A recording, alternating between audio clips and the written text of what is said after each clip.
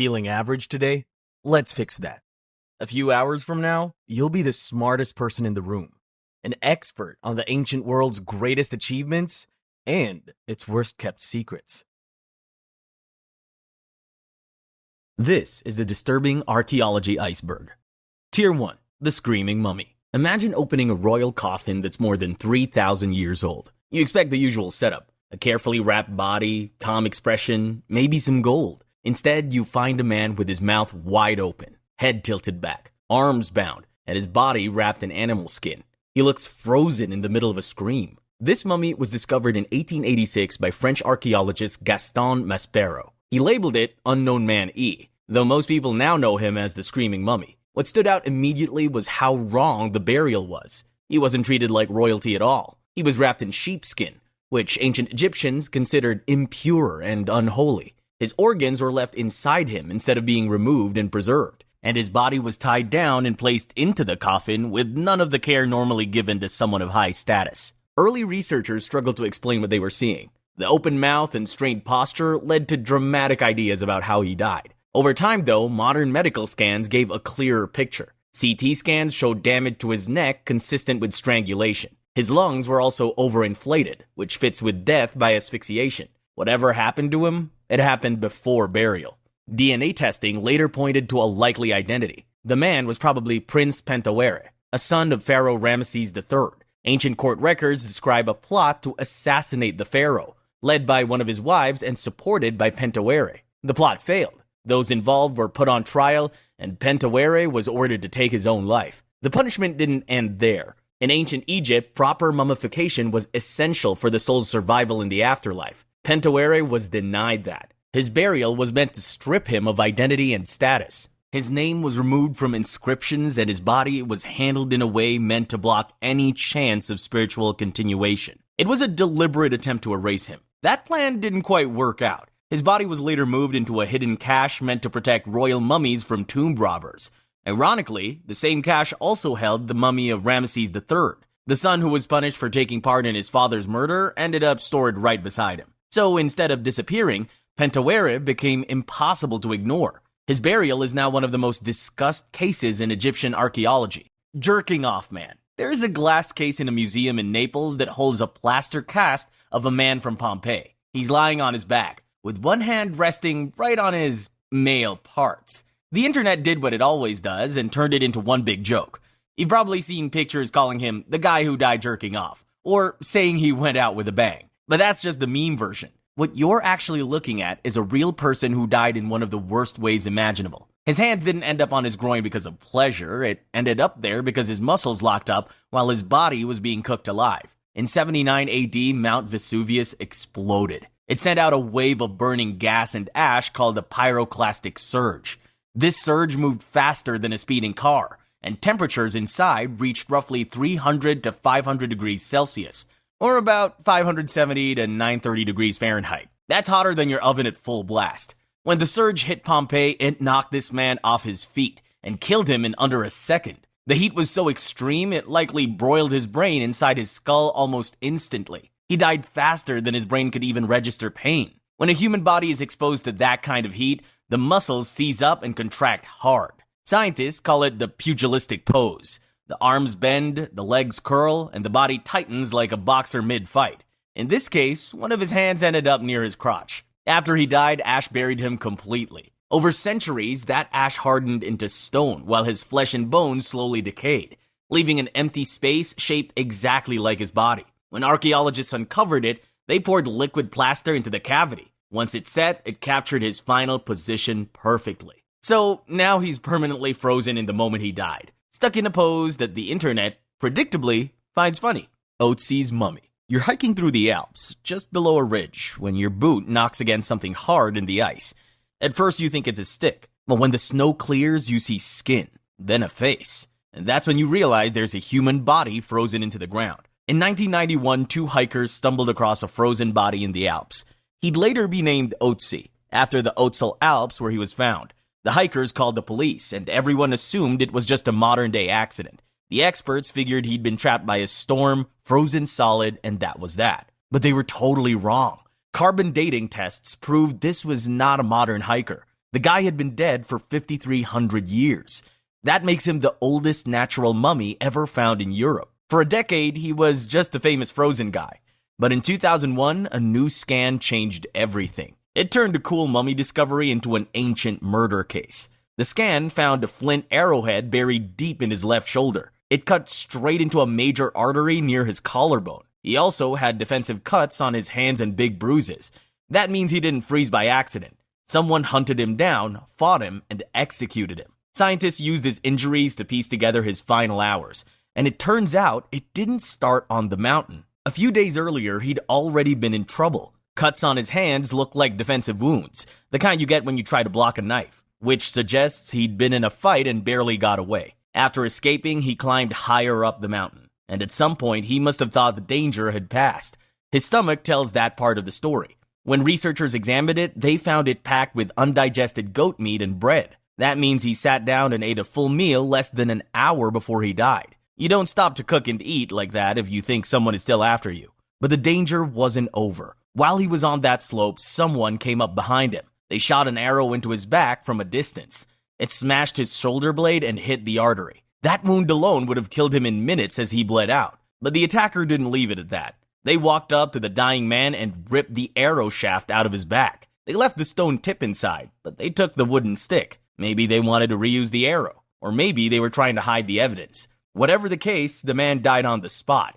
His corpse froze solid and stayed there for 5,000 years. We still don't know who killed him or why they did it, but we know it was personal. Otzi was carrying a copper axe.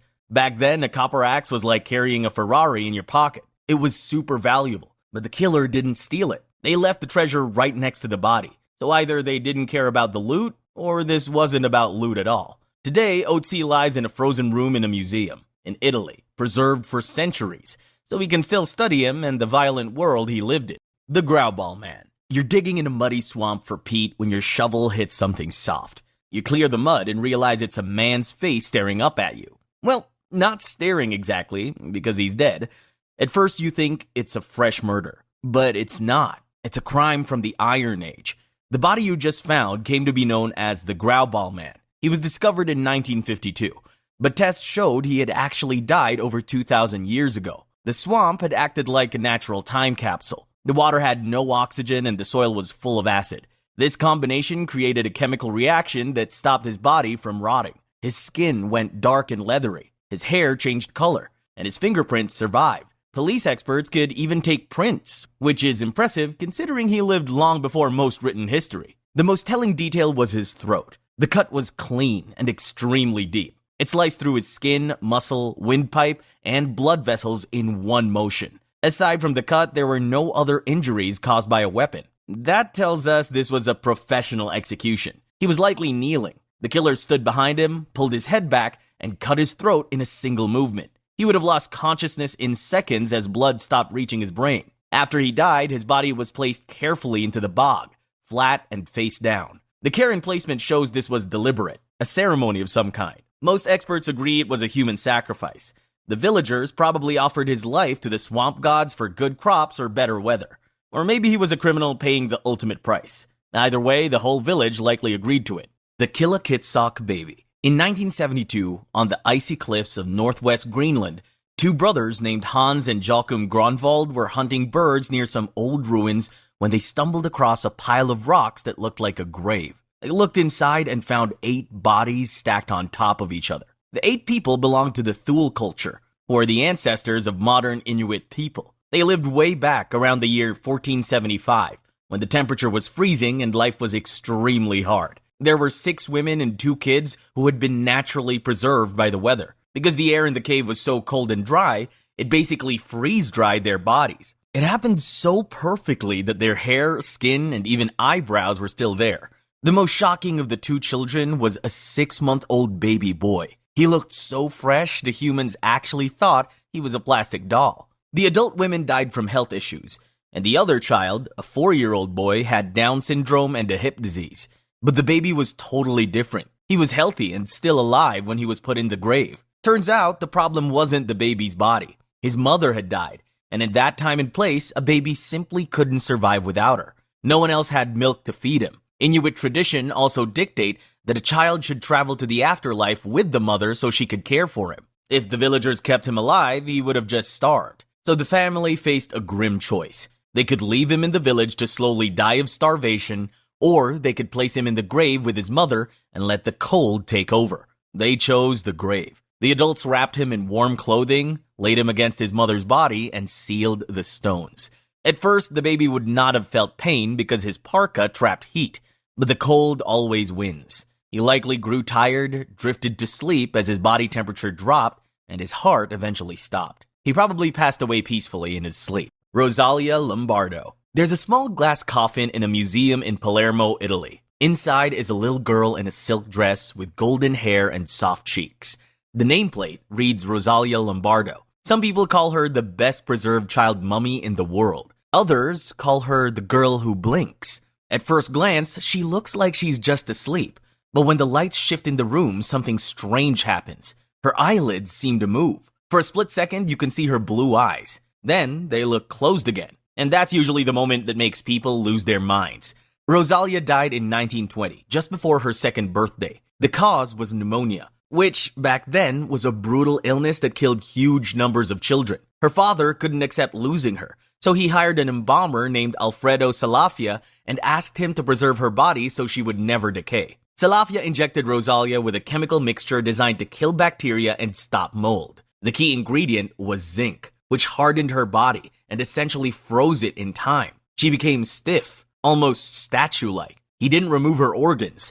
Everything stayed inside. The result was phenomenal. Her face stayed perfectly round, and her skin remained smooth. Even her lips and eyelashes looked exactly like they did when she was alive. Decades later, X-rays showed her organs were still intact. She didn't rot the way bodies usually do, and she didn't really look dead. She looked like she was asleep. Salafia's work gave Rosalia's father a lot of comfort, so he moved her to the Capuchin catacombs in Palermo where he could visit her. Over time, visitors noticed something strange. Her eyelids were never fully closed. They were fixed slightly open, and as sunlight shifted through the room during the day, it hit her blue eyes at different angles. To some people, it looked like they were moving. The nickname The Blinking Mummy came much later. Long after Rosalia's death, videos of her spread online, and modern viewers started freaking out. YouTube clips went viral, and paranormal blogs ran wild. Eventually, the monks who managed the catacombs placed her in a sealed glass case filled with nitrogen gas to stop mold and further decay. The new enclosure removed the shifting light and showed she wasn't blinking at all. But by then, it didn't really matter. Once the internet decides something is haunted, facts don't stand much of a chance. Tier 2. Mummy Paint. In 1964, inside a paint factory in London, a manager named Geoffrey Robertson Park made a business announcement to Time magazine. He said his company was discontinuing one of its most popular colors because they'd run into a supply problem. That product was called Mummy Brown. For about 400 years, European artists used it to paint shadows and warm tones because it had a deep, earthy richness other pigments couldn't match. Painters loved it. Collectors paid extra for it. The reason it looked that way is something you'd never see coming. It was made by grinding up actual Egyptian mummies. It sounds like a joke, but it wasn't. This was a real, respectable industry, and it all started because of a simple linguistic error. Back in the 12th century, European doctors found ancient texts praising a healing mineral called bitumen, but they mistranslated the word. They thought it referred to the black, sticky resin found inside Egyptian mummies. So instead of looking for minerals, they started grinding up preserved bodies and feeding them to sick people to fix broken bones. At some point, science caught up, and people finally figured out that eating preserved corpses wasn't exactly good for your health. But the supply chain didn't close down. It just changed customers. Painters realized that the same sticky resin-soaked powder that was bad for your stomach was perfect for creating transparent brown shadows on a canvas. To make this paint, manufacturers had to be picky about which parts of the mummy they used. You couldn't just throw the whole body into the grinder. The bones were too hard and made the paint gritty. The factories specifically wanted the fleshy parts, like the stomach and thighs. And then they added the dried muscle tissue mixed with ancient spices to make a smooth, buttery paste. For a while, the business was doing great, but eventually, even the biggest cemeteries ran dry. So the industry had to get creative with their sourcing. In 1890, a ship arrived in Liverpool carrying 19 tons of mummified cats. That is roughly 180,000 dead pets that were dug up in Egypt. Since the cats were wrapped in the same resins as the humans, they were just as useful. While the factories knew exactly what they were grinding, the artists usually didn't ask questions. A famous painter, Edward Burne-Jones, was so shocked when he realized he'd been painting with ground-up human corpses that he held a funeral for the paint in his backyard. He was the exception. Most artists just kept painting. Even though production stopped in the 1960s, the pigment didn't disappear. If you visit the Louvre Museum today, you'll see a painting called Interior of a Kitchen by Martin Drawling. The painting is breathtaking, so much so that if you didn't already know, you'd never guess the warm shadows in that cozy room are literally made of crushed human remains. But now you know, and you'll never be able to unsee it. The Polish Sickle. If you visit the Drosko village cemetery in Poland today, it looks like any other quiet graveyard with headstones and flowers. But a few feet below the surface, archaeologists found something that looked like it was ripped straight out of an Indiana Jones movie. They discovered graves from the 1600s and 1700s that had booby traps. Most graves in the area looked normal, but 6 of them were totally different. The bodies inside them had sharp iron sickles laid straight across their necks. The placement was intentional. If the person tried to sit up, the curved blade would press into their throat. It was meant to keep them from ever rising. The sickles weren't the only precautions. In some graves, heavy stones were packed under the chin to stop the mouth from opening. In others, coins were pushed deep inside the mouth. One man had even been buried face down, so if he somehow tried to dig his way out, he would only dig himself deeper into the soil. Taken together, the message is clear. The people who buried these bodies were deeply afraid of what might happen if they didn't take every possible step to keep the dead where they belonged. You might think these people were criminals or weird strangers, but chemicals on the teeth showed they were actually locals. They were regular people who lived in the village. So why did their friends and families go to such extreme lengths to keep them buried? It all comes down to fear and timing. Archaeologists believe these burials happened during outbreaks of cholera or the plague, when people were dying suddenly and in pain. Death came fast, without warning, and no one understood why. As more people fell ill, fear spread through the villages. The first deaths caused the most panic. People believed those who died under strange or violent circumstances might return and bring the sickness back with them. In a world without medical explanations, that fear felt completely real. That fear shaped the way the dead were buried. Folk traditions said iron could block supernatural forces. It was believed to weaken spirits and stop them from moving. So villagers used what they trusted most: sharp farm tools, heavy stones, and metal objects. Every sickle and coin was placed with one goal in mind: making sure the dead stayed exactly where they were.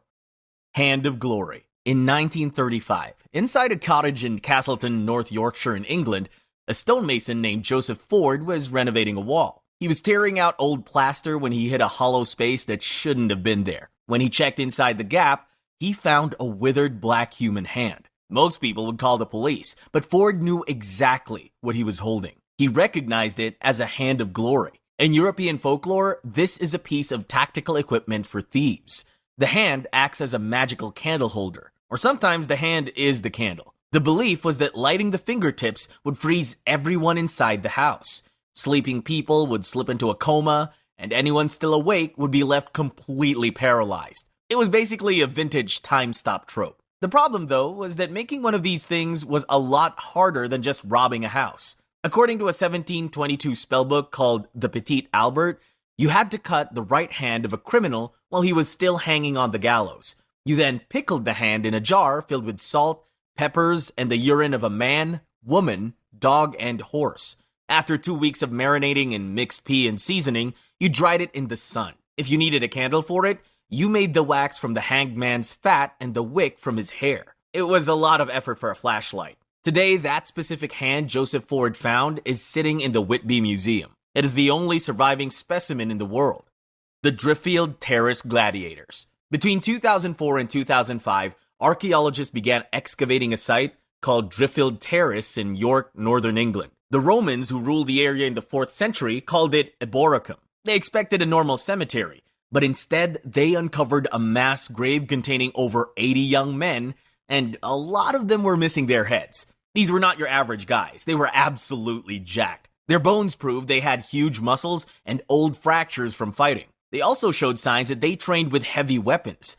Most of them were taller and stronger than the locals at the time. Tests carried out on the bones showed the men came from different places. including North Africa, Europe, and the Middle East. They all had different backgrounds, but the same bad ending. Every single one of them died violently. But one guy in particular stood out. Archaeologists labeled him 6DT19. His hip bone had deep puncture wounds. The size and spacing matched a lion's bite. Lions aren't native to Britain, which means this wasn't a random attack. The most likely explanation is that the Romans brought the lion all the way from Africa to an arena, where this man was forced to fight it for public entertainment. The lion didn't actually kill him. The bite hit his hip, not his chest or neck. It would have hurt like hell, but he survived it. He probably kept bleeding as the fight ended before being dragged out of the arena. For the final part, he was forced to kneel. Then, an executioner stood behind him and swung a heavy sword into the back of his neck. His head came off in one strike. After that, the burial crew placed his head between his knees before burying him. To this day, no one knows exactly who these men actually were, or why they were used, killed, and dumped into a pit instead of being given proper burials. Medieval coffin birth. In 2010, near the town of Imola in northern Italy, archaeologists dug up an old cemetery from the early Middle Ages. In one of the graves, they found the skeleton of a woman who was about 30 years old when she died. Her body was lying on her back, like most burials. But something was wrong. Between her legs were the tiny bones of a baby. It looked like this woman had somehow given birth after she died. Scientists call it coffin birth. This happens when the body of a pregnant woman starts to rot and build up gas inside. After some time, the gas pressure gets so intense that it literally pushes the baby out. In this case, the baby was not fully out. Only the head and upper body made it through. The mother died when she was about 38 weeks pregnant. But that's not the worst part. When researchers studied the woman's skull, they noticed something brutal. There was a small, round hole drilled right into the middle of her forehead while she was still alive. This was an ancient surgery called trepanation. Basically, they used a hand drill to bore a hole into her skull. It's proof that she was sick before she died, and someone tried to treat her. Based on what we know about medieval medicine, the woman was likely suffering from eclampsia. This is a condition where pregnancy causes extremely high blood pressure and seizures. She probably collapsed, convulsed, or lost consciousness. At the time, doctors didn't know how to treat that. One of the few treatments was to drill a hole in the skull, supposedly to release pressure or bad spirits, and then hope for the best. The skull shows signs of healing, which means she survived the procedure for several days before finally dying. To this day, we still do not know if the people who buried her even realized the baby had come out. The most likely theory is that the baby came out days after the funeral. So people buried a mother and her unborn child, and the rest happened in the dark. Tier 3. Frankenstein mummies. In 2001, on the island of South East in Scotland, archaeologists excavating beneath a Bronze Age roundhouse uncovered two human skeletons buried under the floor.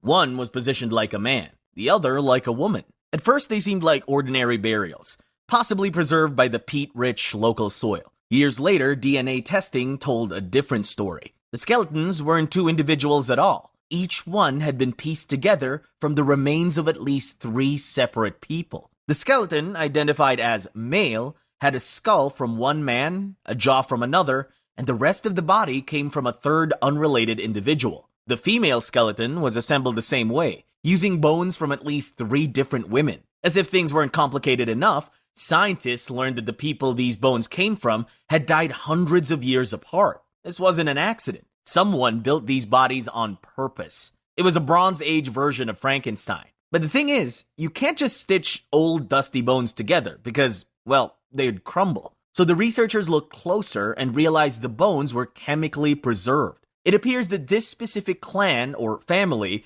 placed their dead relatives in a nearby peat bog for about 1 year. The bog acted like a giant jar of vinegar, which pickled the bodies so the skin and hair stayed on, and it also stopped them from rotting. After the pickling process was done, the family pulled the mummies out and kept them inside their houses for hundreds of years. They likely displayed them like statues, but even pickled bodies break down eventually. So when parts of the main ancestor mummy started to fall off, the family just swapped them out. If the mummy lost a jaw, they replaced it with a newer one. If a leg rotted away, they grabbed a fresh one from a different dead relative. If all of this is true, then it means the dead weren't just buried. They were stored, cared for, and occasionally they got upgrades. Then, centuries later, they were placed beneath a house and buried. We still don't know why any of this happened. Maybe the people who built these skeletons were honoring their ancestors. Maybe they believed stitching multiple together created some kind of extra powerful guardian spirit. Or maybe they just like keeping their loved ones close, dead or alive. Either way, we'll probably never know for sure. What we do know is that someone in the Bronze Age saw nothing weird about digging up Grandma, borrowing her leg, and giving it to Uncle Dave. The Scold's Bridle. If you walk into the National Museum of Scotland today, you will see a rusty metal cage sitting behind the glass. It looks like a piece of old armor, but when researchers dug into it, they realized it was something much darker. It was a torture device, created specifically for women. The design was super simple but incredibly painful. The cage locked onto a human head, and a small metal plate slid into the woman's mouth. This plate sat right on top of the tongue and had a sharp spike on it. If the person moved their tongue to speak or swallow, that spike stabbed them immediately. So the only way to not get hurt was to sit there and not make a single sound. If you hadn't figured it out just yet, yes, the authorities invented this thing to shut women up. One of the most famous cases of the bridle being used was on a woman named Elizabeth who lived in the town of Lanark in 1653. Elizabeth hadn't stolen anything, and she hadn't killed anyone. Her crime was talking too much. In 17th century Scotland, that was enough to label you a common scold, which is what people call someone whose opinions annoyed the wrong people back then. The courts couldn't legally silence her, so they reached for a workaround. They strapped her into the bridle. Once the mask clamped her jaw shut, she was paraded through the streets on a chain while officials followed behind ringing bells. That was a signal for the neighbors to come out and join in, hurling trash and insults as she passed. Sometimes the person holding the leash wasn't even an official. It was the victim's husband. The humiliation was the entire point. The goal was to break someone socially and make sure they never wanted to speak again. The Scold's Bridle stuck around for roughly 200 years before fading out in the 1800s, which means for an unsettling stretch of history, local governments actively spent money designing and maintaining torture devices to silence women. The Children of Yuyayako. In 1999, archaeologists discovered the bodies of 3 children near the summit of Yuyayako volcano on the Argentina-Chile border. One was a teenage girl around 13, who's now called the Maiden. Another was a younger girl, about 6, who we now know as Lightning Girl. And the third was a little boy, no more than 4 or 5. Their skin and hair were so well preserved, they looked like they had simply fallen asleep. In reality, they had been sitting there for over 500 years. The trio were taken up that mountain on purpose. The Inca people believed that sacrificing beautiful and healthy children would make the gods happy. So they picked these 3 kids and treated them like royalty for months. They fed them good food and gave them special clothes. Then they walked them up the mountain for a ceremony called Capacocha. Once they reached the summit, the priests gave the children chicha, a fermented corn beer, along with coca leaves. The combination dulled fear and pain and left them sedated. When archaeologists later examined the maiden, they found a wad of chewed coca leaves still in her mouth. After that, the priests placed the children into shallow burial pits and left. The alcohol, the drugs, and the extreme cold did the rest. They lost consciousness and froze to death where they sat. The little boy's death seems to have been rougher. His body was tightly bound with rope, which suggests he may have woken up and panicked, or at least struggled. He also had vomit on his clothing, a sign he was likely suffering from altitude sickness before he died. The 6-year-old girl shows evidence of something even stranger. Sometime after she was buried, a lightning strike hit the mountain. The electrical current traveled through the ground and burned parts of her face and shoulder. Aside from that damage, her body is otherwise almost perfectly preserved. Today, all 3 children sit behind glass in a temperature-controlled museum in Argentina. Tier 4. The Neanderthal Feast. Imagine being trapped in a freezing Ice Age cave with your family and another group of strangers. Snow is burying everything outside. The fire is barely burning, and your stomach aches from days without real food. You're out of meat and out of options. Then you see the man who died yesterday. Nobody speaks. Suddenly, someone grabs a sharp stone and starts cutting into the body. He's about to be dinner. Archaeologists discovered this scene in 2001 at Goyet Cave, and it dates back to 45,000 years ago. Over 100 human bone fragments showed clear signs of butchery. Some had clean-cut marks where flesh was removed. Others were smashed to extract marrow, and a few were even reused as tools, like ribs for sharpening stone blades. All the cuts matched patterns seen on nearby butchered animal bones. But this time, the meat was human. DNA analysis revealed the victims weren't closely related to those doing the cutting. Most were women and children, suggesting this wasn't a desperate act by a single family. It looked like one group killed another and ate them. We don't know if the victims were prisoners, enemies, or just unlucky travelers. What we do know is that for a moment in the Ice Age, humans weren't just hunters. They were also dinner, tools, and fuel for the fire. The Prince Mauling. In 1942, Italian archaeologists working inside the Arene Candide cave found the skeleton of a teenage boy. He had been buried carefully in a pit and covered in ivory jewelry, pendants, and a decorated headdress. Because of how elaborate the burial was, they named him Il Principe, or the Prince. And for years, people assumed he was a celebrated young hunter who died with honor. But once researchers stopped looking at the burial and started looking at the body, things didn't quite add up. Recent forensic analysis showed his face had been shattered and his jaw torn away. One shoulder was crushed, and the top of his skull had collapsed inward. The damage was chaotic and uneven, nothing like the clean trauma left by weapons. There was also no pattern that matched ritual killing or human violence. Instead, the injuries lined up with something very specific: a bear attack, most likely a cave bear, a prehistoric species that could grow nearly twice the size of a modern grizzly. Considering he lived during the Ice Age, crossing paths with something like that was a real and very bad possibility. The worst part is that the attack didn't kill him right away. His throat and major arteries were untouched, and his bones show early signs of healing. That means he survived for another 2 or 3 days. During that time, he had a crushed shoulder, a damaged skull, and likely punctured lungs. Breathing would have been agony. Movement would have been worse. He eventually died from infection and blood loss while the people around him could do nothing but watch. When he finally died, the people around buried him with extreme care. It's not clear who exactly did it, but it was almost certainly his family or close members of his tribe. They covered his wounds with yellow ochre, a clay pigment, and placed hundreds of perforated shells and deer teeth across his body. For years, this burial confused researchers, but now they've come to the conclusion that the ornaments were not decorative. They were probably protective charms. The death was violent enough that his people may have believed something dangerous had followed him home. Burying him this way may have been an attempt to ward off whatever they thought killed him and to make sure it stayed gone. To this day, we still don't know how he ended up face to face with the bear. Maybe he wandered too far, or maybe he never even saw it coming. What we do know is that his final days were slow, painful, and terrifying.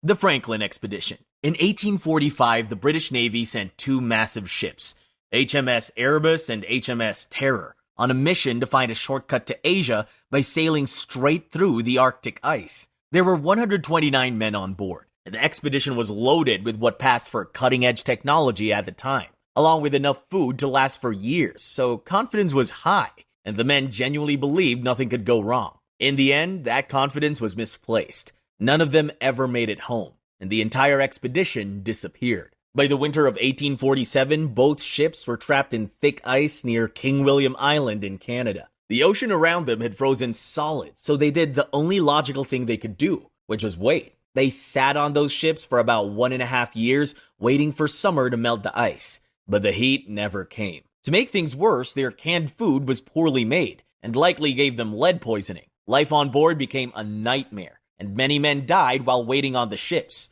We don't know exactly how they handled those bodies, but we do know that the ground there is frozen solid like concrete, so digging proper graves was basically impossible. In April 1848, the rest of the survivors decided they couldn't wait anymore, so they abandoned the ships. They grabbed lifeboats and supplies and started dragging them across the ice. The plan was to walk hundreds of miles south to the Back River and find safety. But this walk is where things went from bad to horrific. The men were freezing and starving and dragging heavy sleds through the snow. As they walked, the food supplies ran out completely. Eventually, hunger beat their morals. Probably one survivor made a choice and used a knife to cut meat from a dead friend. He cooked it over a fire and ate it just to stay alive. That kept them going for a bit, but soon even that meat ran out. So they started smashing the bones open to eat the grease and fat inside. For years, nobody in England knew what was happening. In 1854, local Inuit hunters told search parties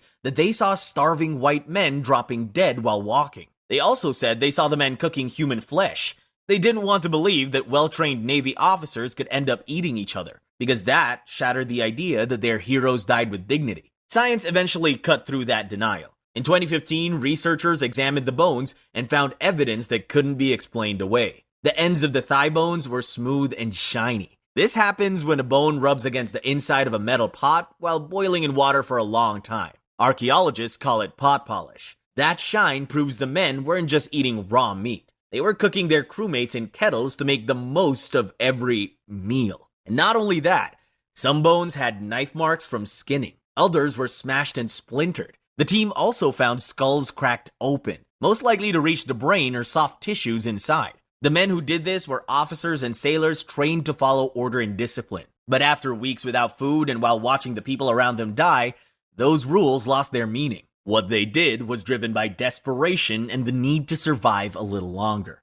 Dura Europos chemical warfare. In 256 CE, near the Euphrates River in what is now Syria, the Roman Empire was trying to hold on to a fortress city called Dura Europos. On the other side were the Sasanians, the Persian army, and they had a problem. The city walls were massive. Storming them head-on wasn't happening. So the Persians went underground. They started digging tunnels beneath the city walls, hoping to collapse them from below. The Romans figured this out pretty quickly and responded by digging their own tunnels to intercept the Persians before the damage was done. What followed was basically trench warfare, except it was happening in pitch-black tunnels under the city. Fast forward to the 20th century, when archaeologists excavated those tunnels, they came across something that didn't add up at first. In one narrow passageway, there were 20 bodies piled together, 19 Roman soldiers and 1 Persian. Finding bodies on a battlefield isn't unusual. The problem was how clean the bodies were. There were no sword cuts, no arrow wounds, and no signs of a fight. Just a pile of dead soldiers stacked in a confined space. At first glance, people assumed it was a normal tunnel collapse. The roof caved in. Everyone suffocated. End of story. That explanation held up for decades. Then, in the early 2000s, archaeologist Simon James took another look at the site and noticed details that didn't fit that theory. The tunnel wasn't just full of dirt. There were yellow sulfur crystals and black tar-like residue mixed into the soil. Lab tests showed the black material was bitumen. Those materials had no reason to be there from construction or mining. They were the remains of something that had been burned on purpose. Here's what scientists say happened. When the Romans broke through into the Persian tunnel, the Persian defenders set a fire using sulfur and bitumen. Burning that combination produces thick smoke and sulfur dioxide gas. In an enclosed tunnel with no airflow, that gas would have spread instantly. The Romans never had a chance. Sulfur dioxide burns the lungs and causes rapid suffocation. The soldiers would have collapsed within seconds, choking and panicking, trapped in a space with nowhere to run. The single Persian body found with them was probably the man who lit the fire. He may not have escaped in time, or he was caught in the initial rush before the gas fully spread. Either way, he died alongside the men he helped kill. Afterward, Persian troops returned to the tunnel and stacked the Roman bodies together, using them to block the passage completely. This ensured that no Roman counterattack would come through that route. The Romans never knew what hit them. As far as we know, this is the earliest documented case of chemical warfare. It happened centuries before modern gas weapons, mask, or military doctrines. And it worked. Not long after, the Persians captured Dura Europos. The remaining population was either killed or enslaved, and the city was abandoned. Everything stayed buried in place, including the tunnels, the bodies, and the residue from the smoke, until archaeologists uncovered it centuries later. Tier 5. The Herxheim Pit. Imagine you're a farmer living in Europe about 7,000 years ago. You belong to a crew called the Linear Pottery Culture, and you guys were the first real farmers in the region. For a long time, life works. Then around 5000 BC, the climate shifts. Crops start failing and everything comes apart. Villagers turn on each other. Food runs out. And whatever social order existed collapses. At a settlement called Herxheim in modern-day Germany, that breakdown took a much darker turn. When archaeologists excavated the site, they found a deep double ditch encircling the village. The ditch wasn't the shocking part. It was what was inside. Piles of heads, arms, and ribs, all tangled together. At least 500 people were identified, though experts think the real number was over 1,000. It was like a butcher's dumpster, only 7,000 years old and far more terrifying. When researchers looked closer at the bones, things got even darker. The damage was totally systematic. The cut marks were in the exact same spots on every single body. This proves the people of Herxheim were not just hacking up their victims during a fight. They were taking these bodies apart like professionals. First, The Herxheim villagers peeled the skin off the victim's head so they could crack the skulls open and eat the brains. Then they cut the tongues right out of the victims' mouths. After that, they smashed the heavy leg bones to suck out the nutritious marrow inside. It was so gruesome that scientists actually found chew marks on some of the victims' finger bones. They even recycled the top part of the skulls to use them as drinking cups. When scientists tested the victims' teeth, they realized these people were not locals. Entire families had been captured and brought from the mountains far away to Herxheim just to be eaten. Now, you might think the villagers only did this because they were starving. That's actually not true. Animal bones found nearby show they still had plenty of normal food. Also, the number of bodies is way too high for just hunger. Researchers think this was a ritual. The Herxheim villagers were terrified that their world was ending. They probably thought eating outsiders would give them power or save them from the collapse. Obviously, that magic didn't work. But it does explain why the villagers went out of their way to kidnap around 1,000 strangers and eat them instead of just leaving. The Sewer of Ashkelon. In 1988, archaeologists digging under a Roman-style bathhouse in Ashkelon, Israel, made a shocking discovery. The city was a major center back then, and the bathhouse was a place where people came to relax. While clearing a clogged sewer tunnel, they uncovered a pile of bones. These were human remains. Almost 100 newborn babies. The bodies were packed in with broken pottery, food scraps, and animal waste. As the team investigated further, the scene became even more disturbing. Usually, skeletons found in a sewer are scattered and broken because water and rats move them around. These skeletons were different. They were still in the shape of human bodies. That shows the babies were dumped while fresh and never moved again. After the excavation, the team sent the bones to labs for testing. Experts confirmed all of them were newborns, most just a few days old. Even though they did not have visible teeth, they had teeth growing inside their jaws, and those hidden teeth told the whole story. Teeth grow in layers, just like rings on a tree. When a baby is born, it is a huge shock to the body, so it leaves a dark line on the tooth. It is basically a permanent timestamp that says, "I was born today." But here's the sad part. These babies had the timestamp, but zero growth after it. This proves they were born alive and healthy. They took their first breath, and then, almost immediately, someone made sure it was their last. At first, historians assumed most of the victims were girls. In Roman society, fathers often rejected daughters because they were expensive to marry off, so they left them outside to die. It was a brutal practice called exposure. But when DNA tests were done on 43 of the babies, 14 of them were confirmed male. Since they could not test out every single bone due to damage, the ratio implies that a huge chunk of the victims were male. That result flipped the entire story on its head. So why would someone mass murder baby boys? Well, the leading theory is that this bathhouse was actually a front for a brothel. In that line of work, a baby girl could be raised to become a worker like her mother. She was seen as an investment, but a baby boy was just another mouth to feed who could not do the job. So they were disposed. Some historians disagree with that theory. They argue that professional night workers in ancient Rome knew how to use herbs and tools to prevent pregnancy. So it seems unlikely they would have had this many unwanted children. Archaeologists think the sewer was probably just a city dump. We'll never know exactly what happened or why these children were killed. But whatever the reason, it's a disturbing glimpse into the past. The Huanchaquito Las Llamas sacrifice. Imagine you're a kid in the Chimu Empire in Peru, about 550 years ago.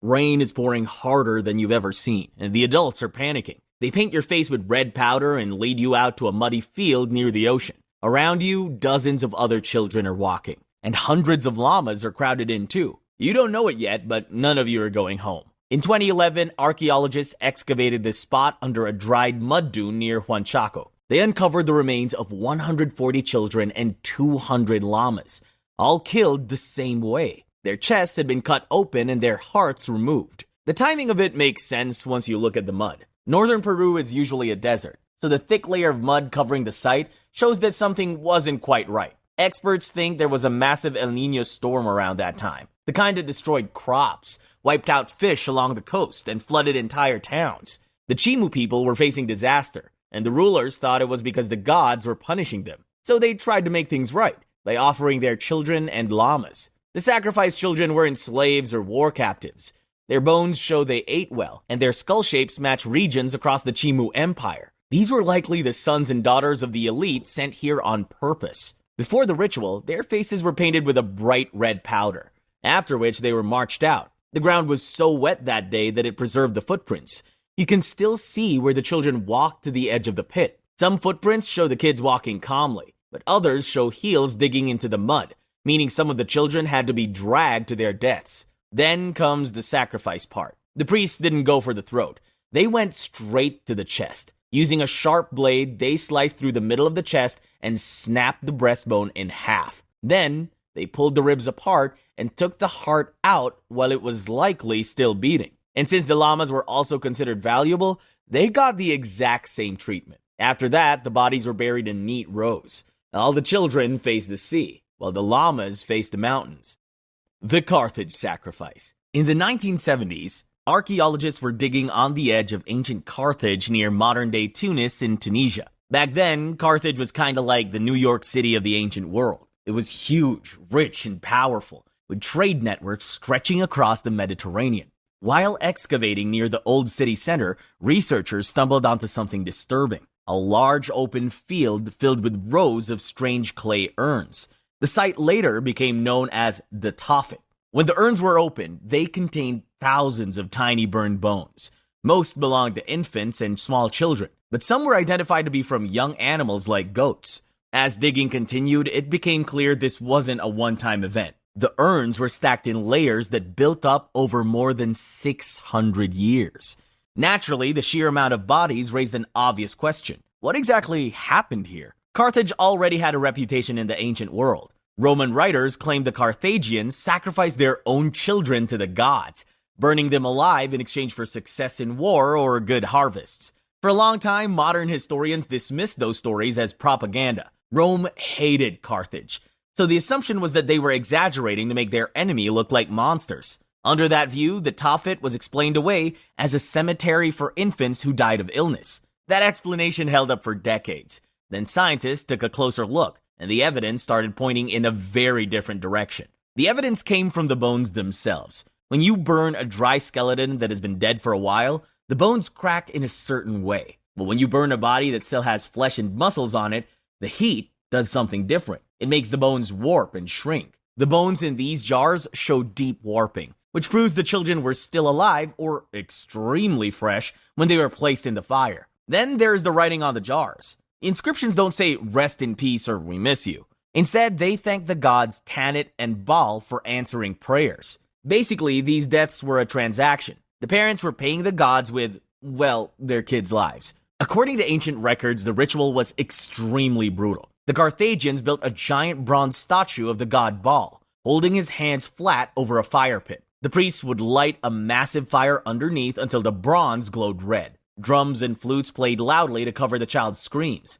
Then the child was placed on the scorching metal hands. When that much heat hits a human body, biology takes over. The extreme temperature cooks the tendons and muscles instantly. This causes them to shrink and pull tight. The arms and legs snap inward, making the body curl up into a ball. Scientists call this the pugilistic pose, which should sound familiar if you remember the Vesuvius Man. The heat did the same to the babies' faces, pulling muscles tight, stretching the lips, and exposing the teeth. It looked like the baby was grinning, which earned the nickname Laughing Death, but it was just the heat at work. In the end, the child fell into the fire pit below. All that remained was bones and ash. The priests collected the remains, sealed them in an urn, buried it, and placed a stone on top. The ritual was done. We still don't know if every urn held a sacrificed child. Some could be natural deaths, but over 20,000 urns have been found. And with that many bodies showing clear signs of burning, the evidence is hard to ignore. This is the disturbing ancient mysteries iceberg. Tier 1, the Rouen Codex. Imagine you're cataloging a donated library in the 1800s when you come across a volume that looks perfectly normal. You open it, and the text makes no sense at all. This puzzling little book is the Rouen Codex. It appeared in the 1800s in Hungary when a nobleman named Gustav Batthyány donated his entire library to the Hungarian Academy of Scientists. Experts first assumed it was a medieval relic written in some ancient Hungarian script, but that idea didn't last. The more they studied it, the stranger it became. The codex contains 448 pages written from right to left, filled with a mix of straight and curved symbols. But here's the odd part. There are way too many of them. It uses about 10 times more symbols than any known alphabet, and most of them barely repeat. That suggests it might not even be a proper writing system. And it's not just text. The book contains 87 drawings showing landscapes, battle scenes, and religious imagery. What makes that even more confusing is that these drawings include symbols from Christianity, Hinduism, and Islam. So whoever wrote the codex either lived in a very multicultural place or just really liked mixing religions. Then there's the matter of time. Every page carries a watermark that dates between 1529 and 1540 AD.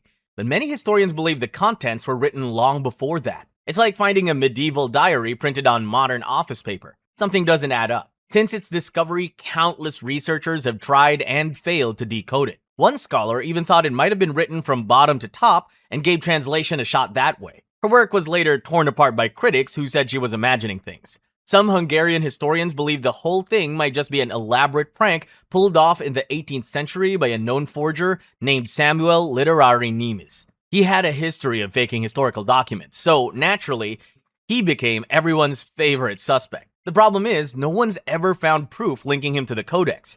But what if it's not a prank? What if it actually contains real information written in a system that doesn't match anything we know? The writing won't sit neatly in any category. It doesn't behave like a normal language, a standard cipher, or random nonsense. That strange middle ground is what keeps linguists, cryptographers, and historians from letting it go. The Shroud of Turin. You're a 14th century Christian standing in a small church in France as a long linen cloth is lifted into view. At first, it just looks old and stained. Then you notice the outline of a man. He's naked and marked with injuries that feel uncomfortably familiar if you know the crucifixion story. That cloth is the Shroud of Turin. It's one of those relics that makes historians groan and believers swoon at the same time. The shroud is about 14 feet long and 3.5 feet wide, with the faint image of a crucified man burned into the fabric. He's tall, muscular, bearded, with shoulder-length hair parted down the middle. Based on the proportions, experts estimate he'd stand somewhere between 5'7" and 6'2". You're probably thinking, well, it's just a coincidence. Fair enough, but this is only the beginning. The man on the shroud is covered in wounds that line up suspiciously well with the crucifixion story. There are thorn marks on his head, cuts on his back, bruises on his shoulders, and stains that some studies have identified as real blood. The first time anyone actually noticed the shroud was in the 1350s in Lille, France. Some knight named Geoffroy de Charnay had it, and nobody had a clue where it came from, who made it, or why it existed.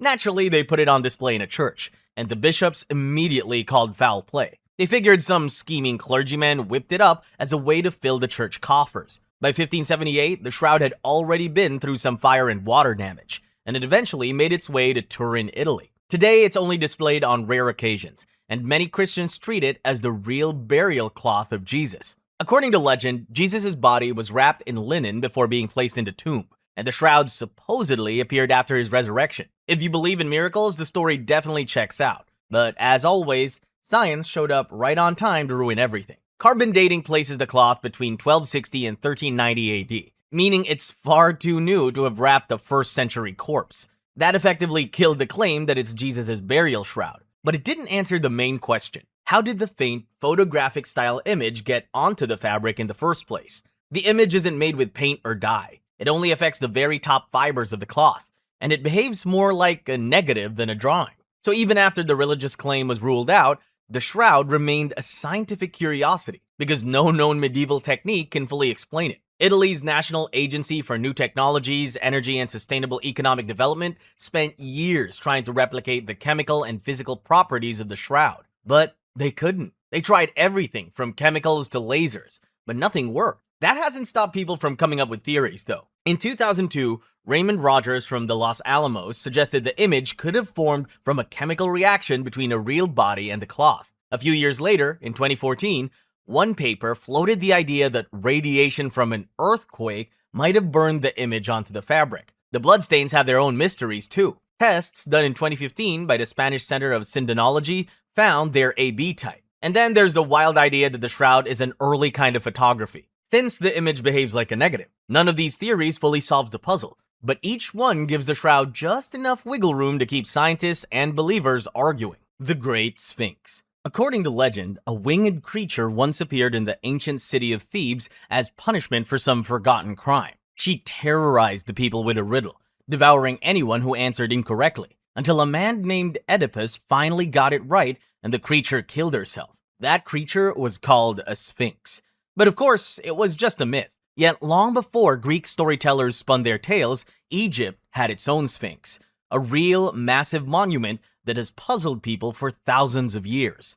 The Great Sphinx of Giza. The Sphinx is a massive block of limestone stretching about 240 feet long and 66 feet tall. It was carved out of one single piece of stone, which is pretty impressive when you think about it. Archaeologists estimate it took around 100 workers 3 years to finish.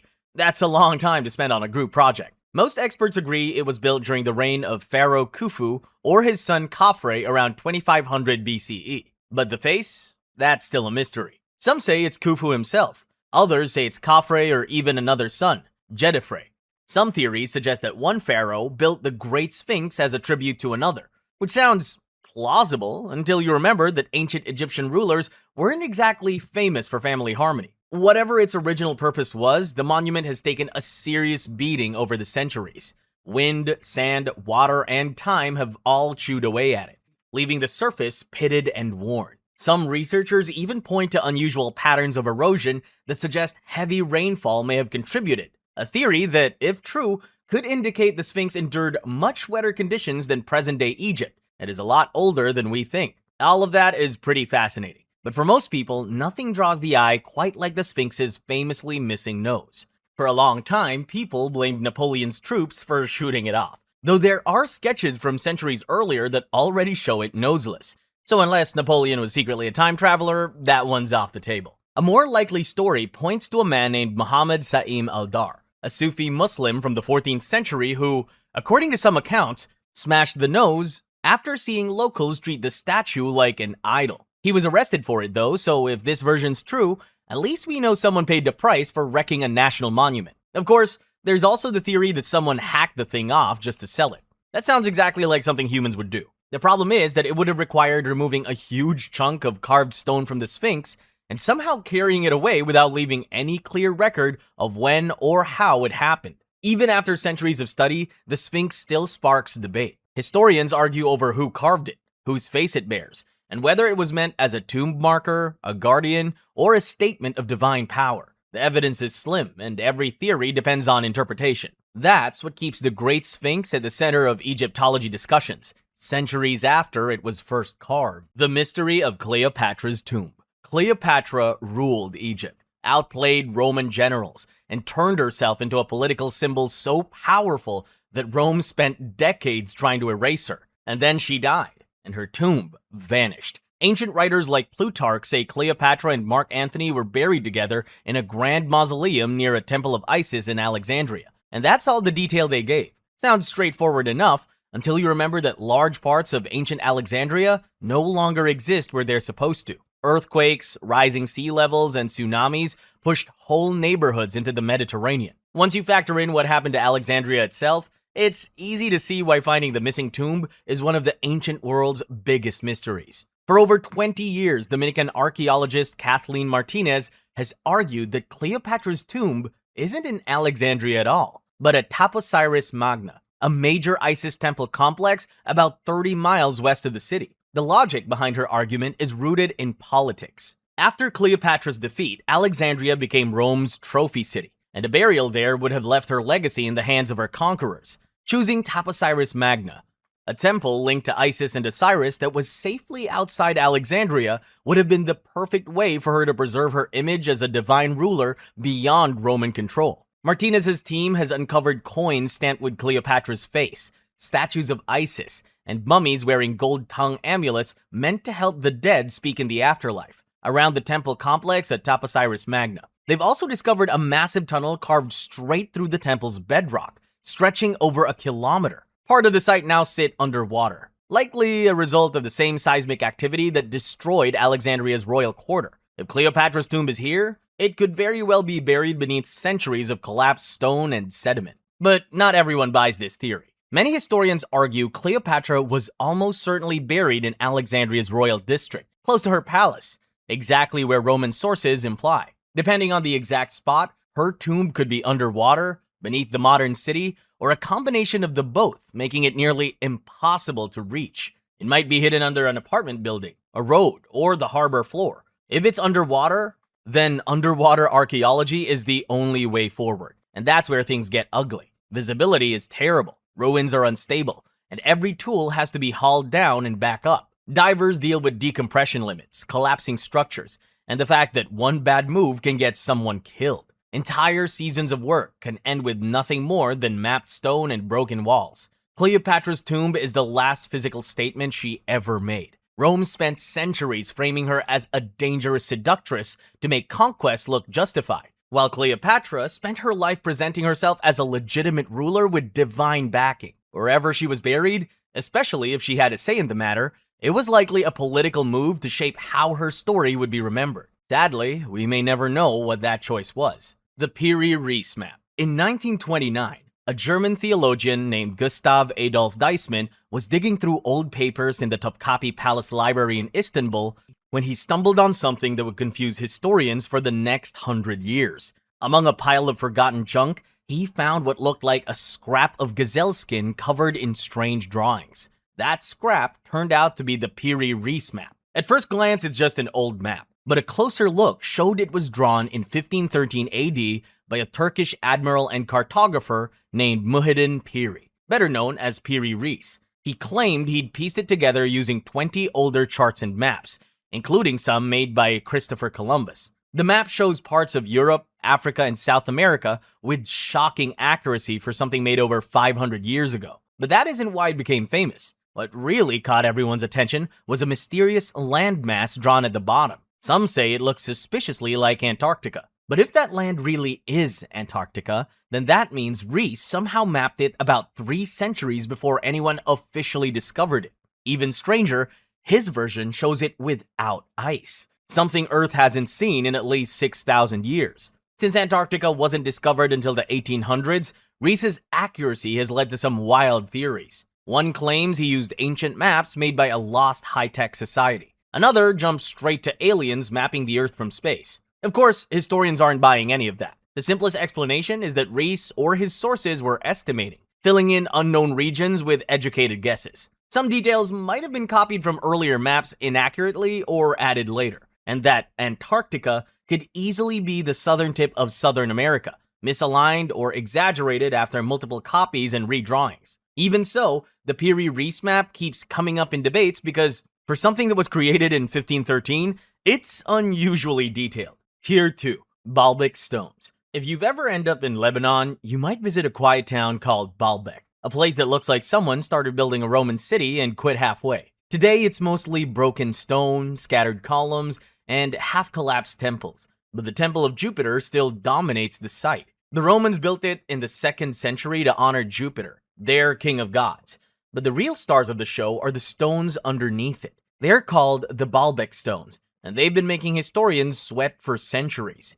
Each one of them is about the size of a small apartment block, and together, they've been holding up the entire temple since it first went up. 3 of them, called the Trilithon, measure around 19 meters long and 3.6 meters thick, each weighing close to 800 tons. Somehow, people 2,000 years ago lifted these things 20 feet into the air and placed them into the foundations of the complex with laser-like precision. Except lasers weren't even a thing back then. The most famous block around here is the Stone of the Pregnant Woman. It sits about 900 meters away, weighing roughly 1,000 tons. And for reasons no one can explain, it was just abandoned there. Naturally, the locals tried to make sense of the whole thing by filling in the blanks with stories. One says a pregnant woman knew the secret to moving the stones but never shared it. Another claims pregnant jinn were involved. There's even a belief that touching the Stone of the Pregnant Woman can make women fertile. All fun, but not exactly helpful if you're trying to understand Roman engineering. The stones at Baalbek raise bigger questions than their size alone,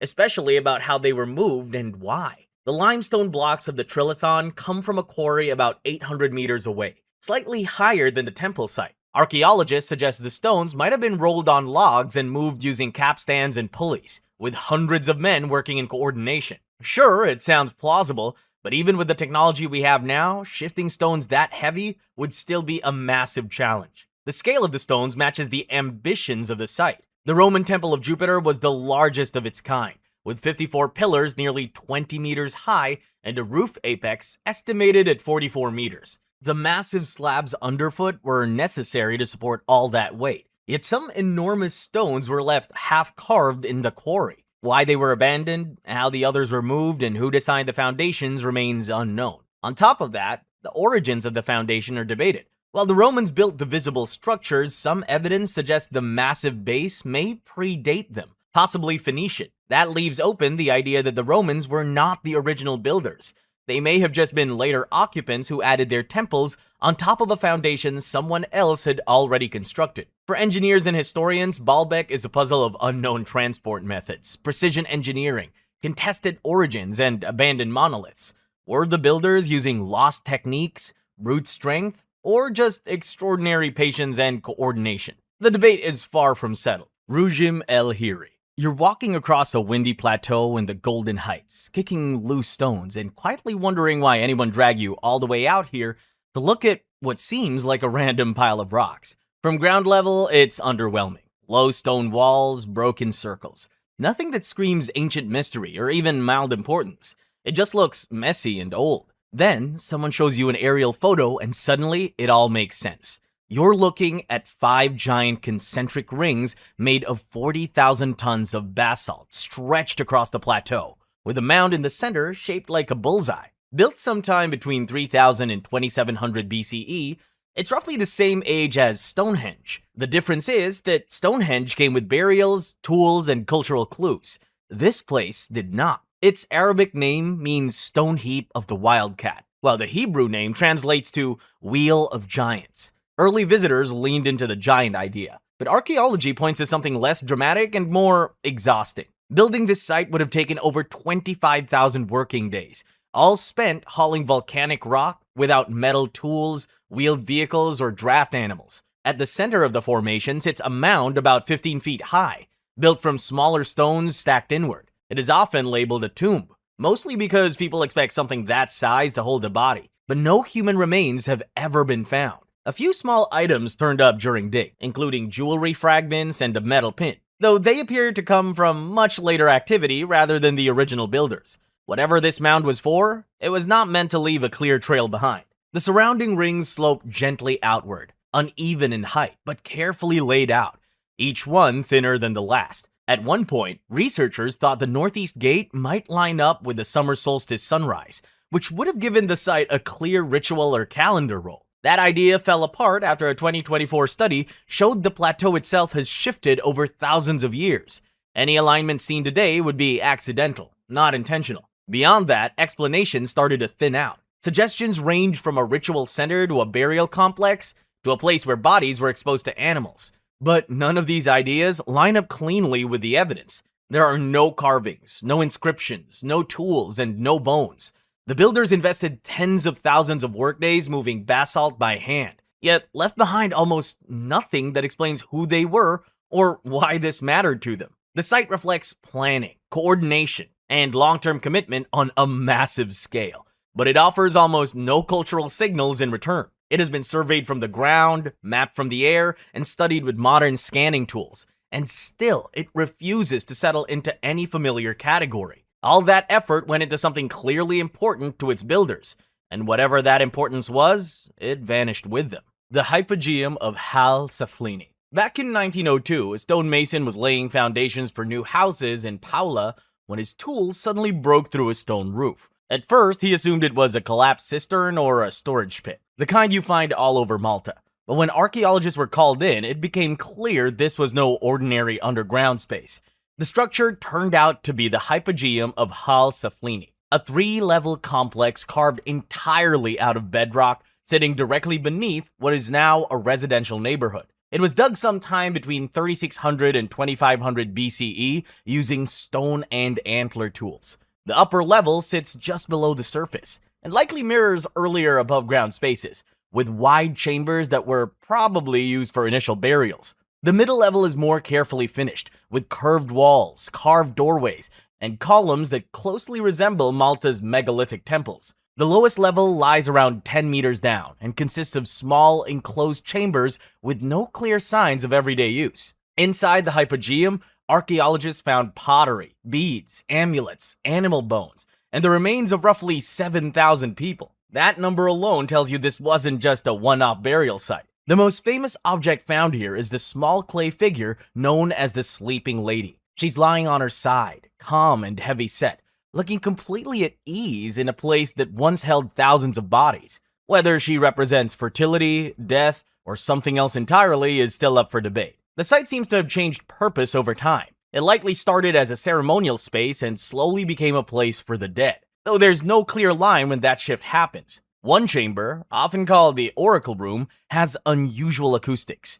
Even a low voice echoes through the structure. Modern tests show the space naturally amplifies certain low frequencies, which means the builders understood how sound behaved in that room. What they used it for, though, is another question. There's no evidence tying it to any wider ritual tradition beyond the island itself. Early excavations also reported skulls with stretched shapes, which kicked off all kinds of theories about strange rituals. Later studies showed those claims were overstated or caused by damage after burial. But by then, the stories had already taken on a life of their own. Generations of people carved it by hand, buried thousands of dead there, and left behind objects that clearly mattered to them. But they didn't leave symbols, inscriptions, or anything that clearly spells out what this place was supposed to be.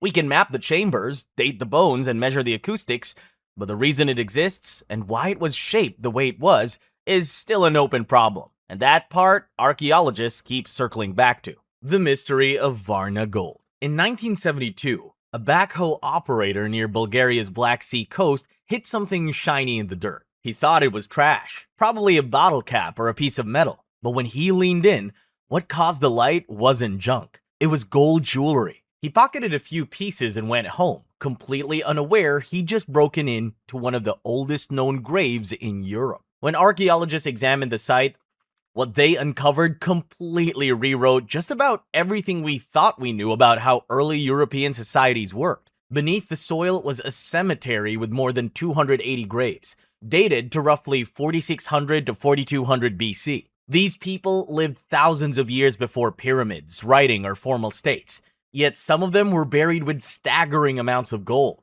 And not the symbolic gold, real wealth, heavy jewelry, finely worked tools, weapons, and ceremonial objects made from what is now the oldest known processed gold in the world. Before Varna, early European farming societies were usually described as small, cooperative, and mostly equal. Varna destroyed that idea. It showed that inequality already existed back then, and it was extreme. Status, power, and wealth were being carefully tracked and displayed long before kings or empires showed up to formalize the process. So much for the good old days. Turns out they weren't that good unless you had gold. Only 4 of the graves held the bulk of the wealth, and each one of them was laid out with a kind of deliberate care that hinted at power and control. What's odd is that there are no signs of fortifications, mass violence, or large-scale warfare. No palaces either. Whoever these people were, they had somehow managed to build a social order without cities or writing.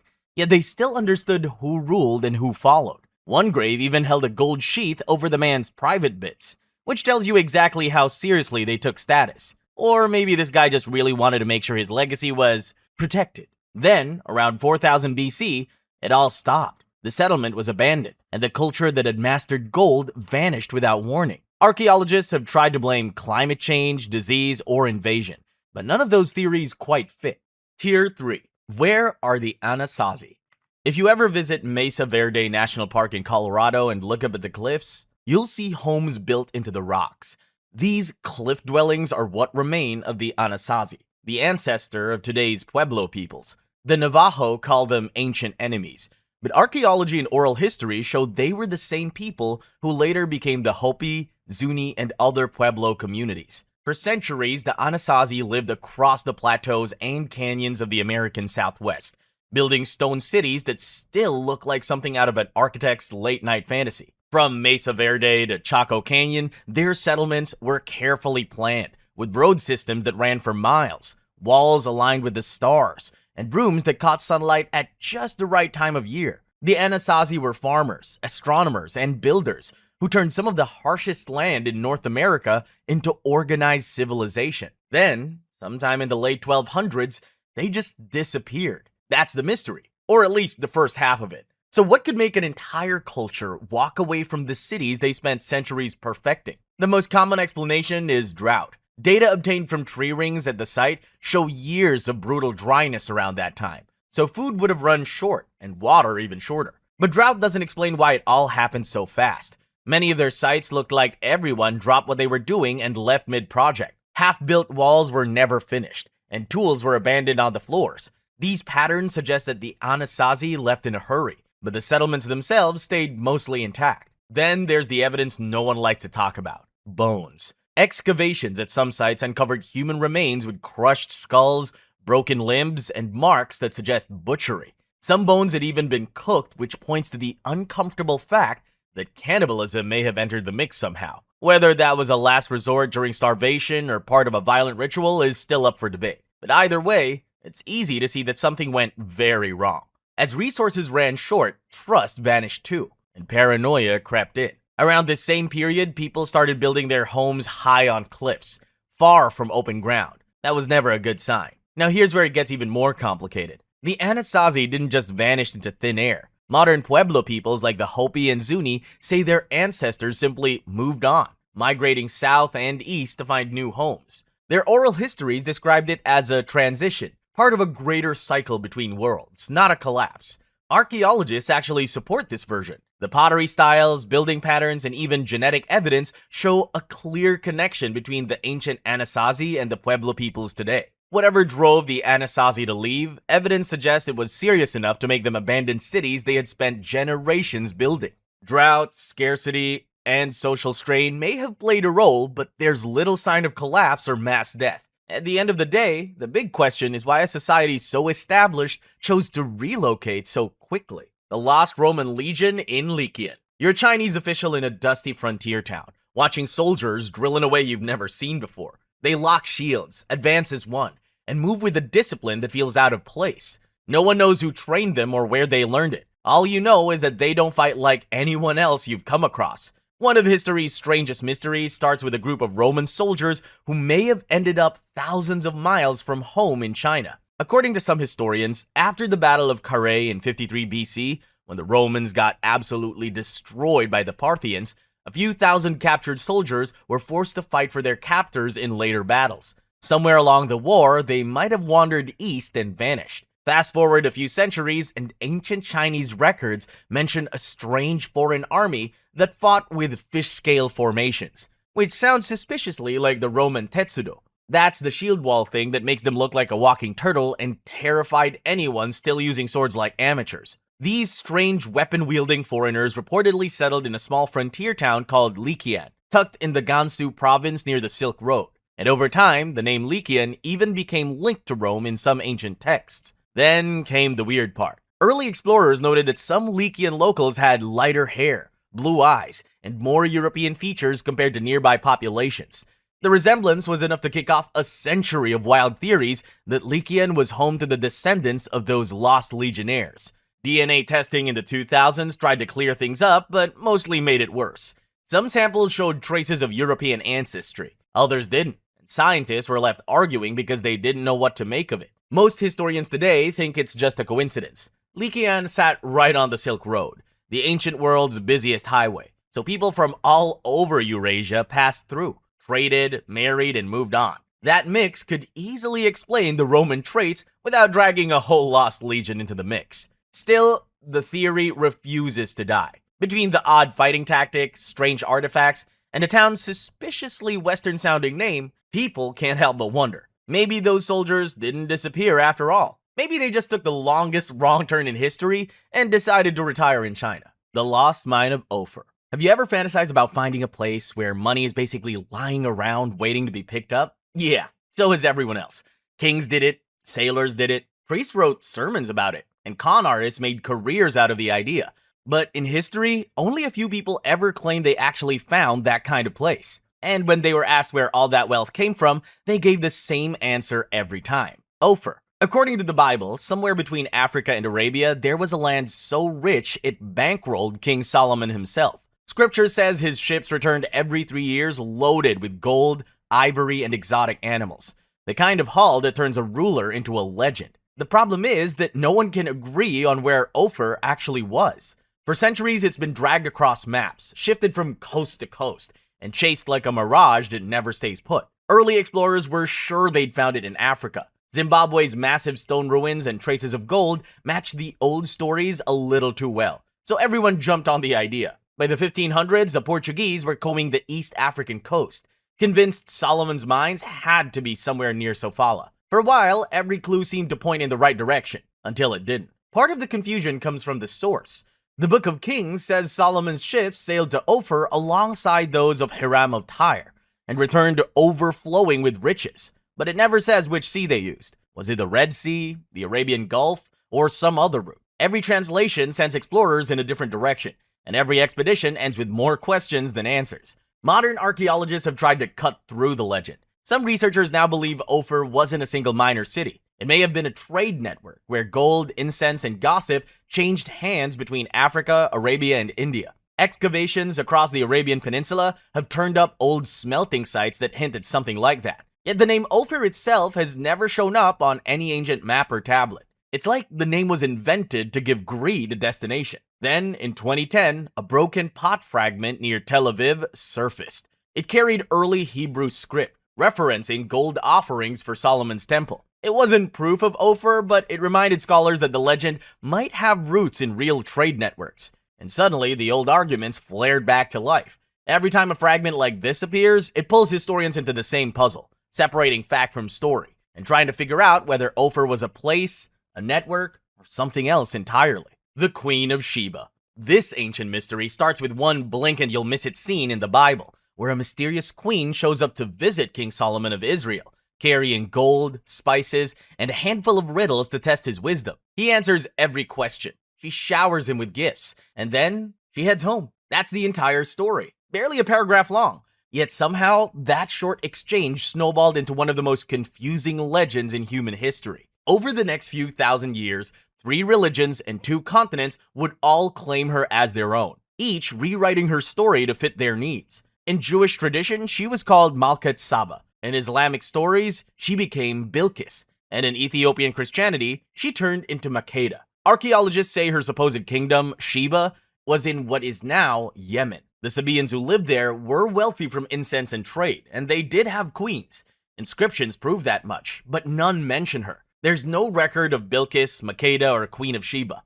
Nothing in the ruins of Marib, their capital, even suggests that she was real. Jewish tradition took the original Bible paragraph and ran wild with it. Some rabbis said she wasn't even a person, just a metaphor for the wealthy kingdom of Sheba. Others turned her into a real queen who was clever, proud, and just curious enough to test Solomon's legendary wisdom. A later text, the Targum Sheni, gave the story its most theatrical version. In this one, Solomon sends a bird with a letter demanding her visit, and she arrives with 6,000 servants dressed alike. When she steps onto his glass floor, thinking it's water, she lifts her dress, and he spots her hairy legs. For some reason, every storyteller since has treated this like the most important part of the plot, but I digress.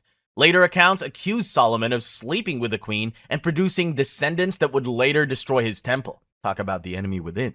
Ethiopian Christianity flipped the whole thing on its head. In the Kebra Nagast, a 14th century epic, the Queen of Sheba became Makeda, the father of Menelik I, Solomon's son, and founder of Ethiopia's royal dynasty. That story gave Ethiopia its divine origin and tied its kings to the line of David. According to the same text, Menelik later stole the Ark of the Covenant and brought it to Ethiopia, where many still believe it remains today. All that from a brief cameo in the Bible. Islamic tradition gave her another rewrite. This time she's known as Bilqis, though the Quran never names her directly. It only describes a woman ruling the Sabaeans. She worshipped the sun until Solomon's message reached her through a hoopoe bird. She tested him, recognized his wisdom, and converted to worshipping one god. In this version, she isn't mocked or exoticized.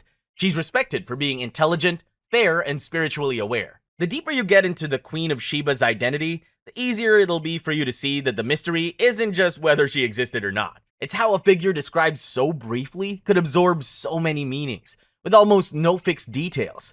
She became a space others filled in, shaped by theology, politics, and identity. What survives is a reflection of the cultures that needed her to be something specific. Tier 4. The Baghdad Battery. In 1936, archaeologists digging near the village of Kujut Rabu, just outside of Baghdad, came across a small but puzzling object. The site itself dates back to the Parthian period, somewhere between 250 BC and 224 AD. Buried in the ground was a clay pot about 14 centimeters tall, containing a copper tube, an iron rod running through the center, and an asphalt stopper sealing the top. It didn't resemble any known vessel used for storage, cooking, or anything people usually buried on purpose, which is why it drew attention. In 1938, Wilhelm König, a German archaeologist and director of the National Museum of Iraq, published a paper proposing that the object could function as a simple galvanic cell. If filled with an acidic liquid, the copper and iron could produce a small electrical charge.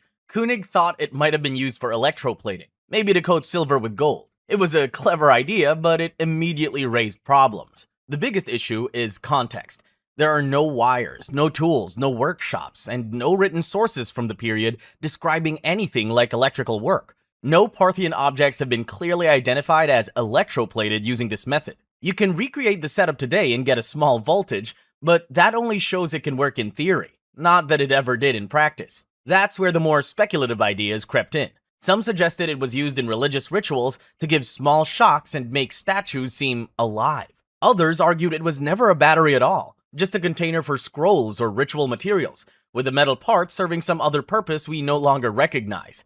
These ideas gained attention largely because they filled gaps left by the lack of context, not because they were supported by archaeological proof. What keeps the debate alive is not what the object can theoretically do, but how isolated it is. There are no parallel devices, no repeated designs, and no surrounding material culture that points clearly in one direction. As a result, most scholars treat the battery interpretation as an interesting possibility rather than a demonstrated fact. The object itself disappeared after the 2003 US invasion of Iraq, when the National Museum was looted. Without it, further testing stopped, so the argument never really moved forward. What's left isn't proof of ancient electricity, and it isn't a solved misunderstanding either. It's a single object that raised a reasonable question, and then vanished before anyone could finish arguing about it. The Longyu Caves. In 1992, 4 farmers in Longyu County, Zhejiang Province decided to drain a few ponds that had been sitting in their village for as long as anyone could remember.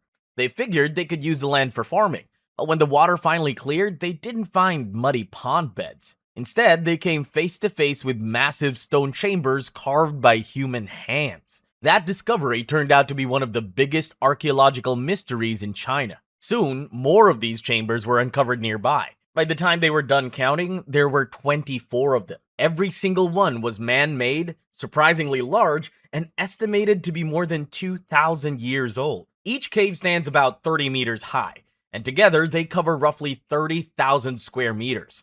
You could hide a small village in there if you wanted to. Inside, you'll find carved stone rooms, bridges, gutters, and even pools. The ceilings are held up by stone pillars arranged with almost mathematical accuracy, and every surface is covered in the same neat pattern of chisel marks.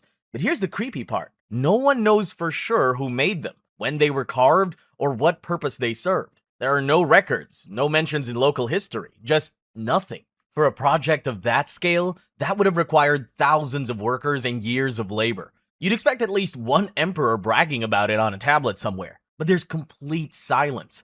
Over the years, theories have piled up. Some say the caves were underground storage units. Others think they were Taoist sanctuaries, royal tombs, or maybe even a hidden palace. The problem is, none of those guesses match the evidence. If they were palaces, where are the artifacts? If they were mines, where are the tools? And if they were ceremonial halls, why does nobody mention them? That's the mystery here.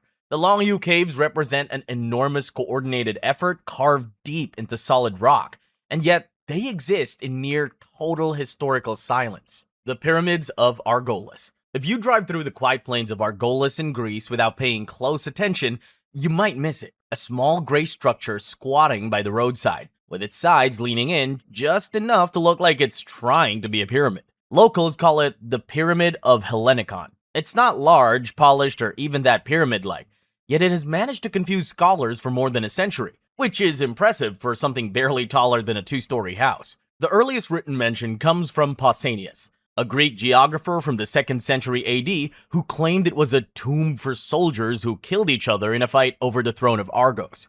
Problem is, that's the only version we've got. No other ancient texts call it a pyramid or even bother to mention it. Everything else that's been written since is just layers of guesswork dressed up as research. When archaeologists started digging in the early 1900s, they found pottery, broken stones, and a jumble of artifacts from completely different time periods, which made dating the structure a nightmare. Some fragments went as far back as 2800 BC, while others looked straight out of the Roman era. The layers were all mixed up, thanks to earlier excavations, time, and the occasional careless hand. So stratigraphy, the science of reading soil layers, was about as useful as a blindfolded map reader. Still, the debates didn't stop. In the 1990s, physicist Ioannis Leritzis used a new method called thermoluminescence dating, which basically measures how long minerals have been sitting in the dark away from sunlight. His results suggested the pyramid was built somewhere between 2500 and 2000 BC, roughly the same time as Egypt's oldest pyramids.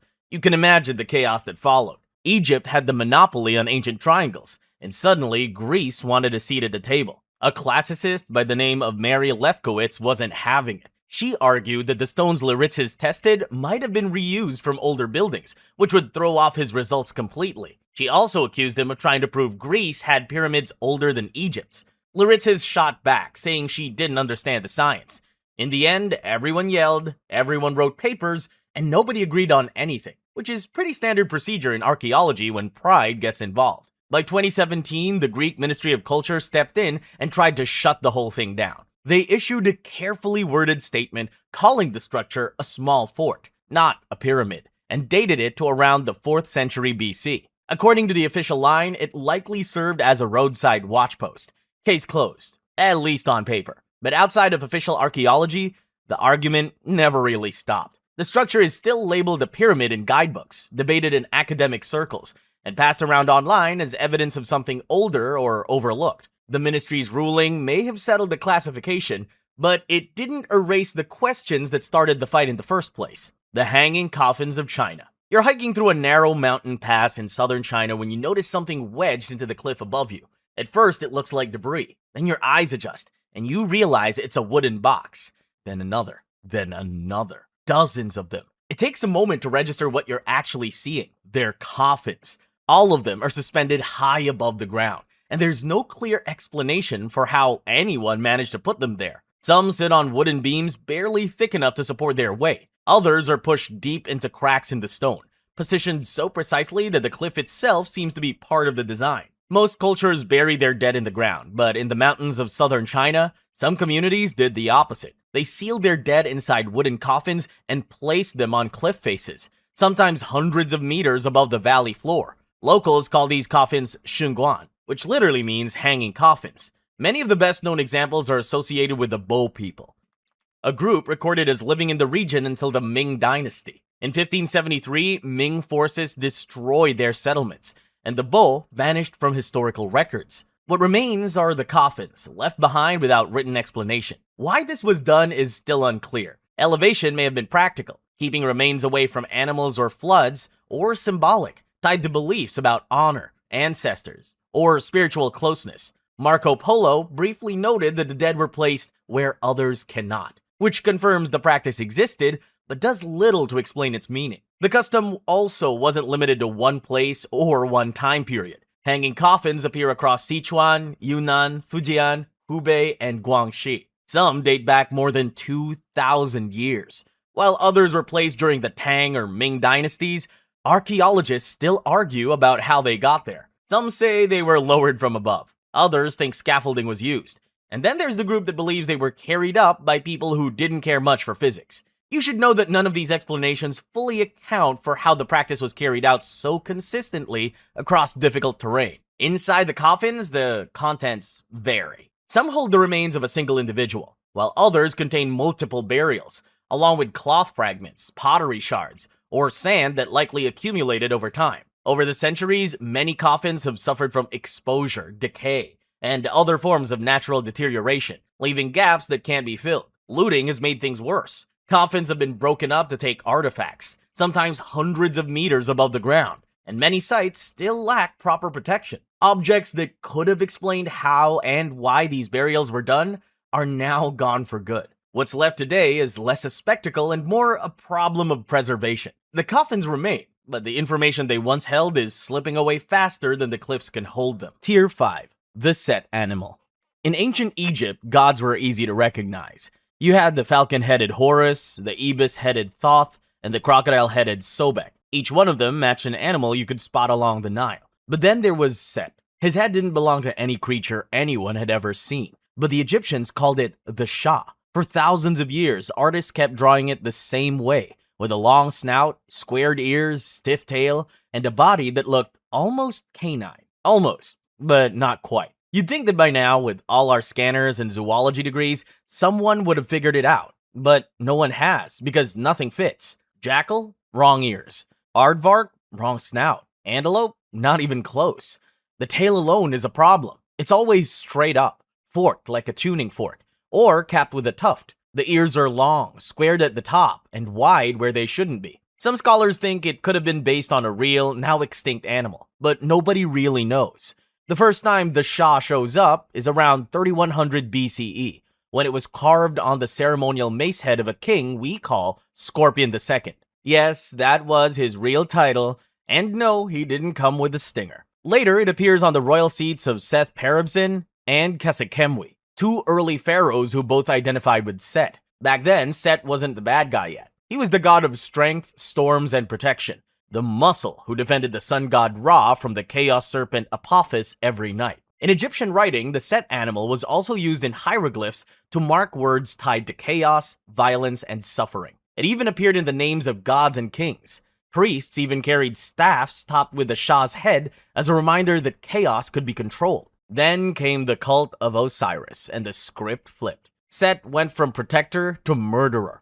Myths rewrote him as the jealous brother who killed Osiris and brought evil into the world. When foreign rulers like Hyksos identified their storm god with Set, his image darkened further. By later dynasties, Set became a name to avoid. Temples were defaced, statues smashed, and the Set animal that was once proudly carved on emblems vanished from art. The god of chaos was exiled, and the Shah disappeared with him. Today, Egyptologists still argue over what the Set animal was supposed to be. Whatever it was, it appeared in Egyptian art for over 2,000 years. That's unusual because the Egyptians were otherwise obsessed with realism. Their birds look like birds. Their crocodiles look like crocodiles. Their snakes like snakes. But this creature never followed those rules. Scholars think its symbolic power, tied to chaos and divine authority, seems to have mattered more than its appearance.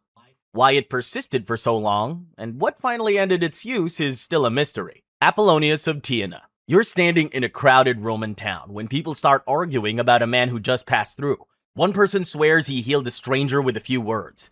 Another says he predicted an earthquake days before it happened. Someone else insisted the man doesn't age and hasn't for decades.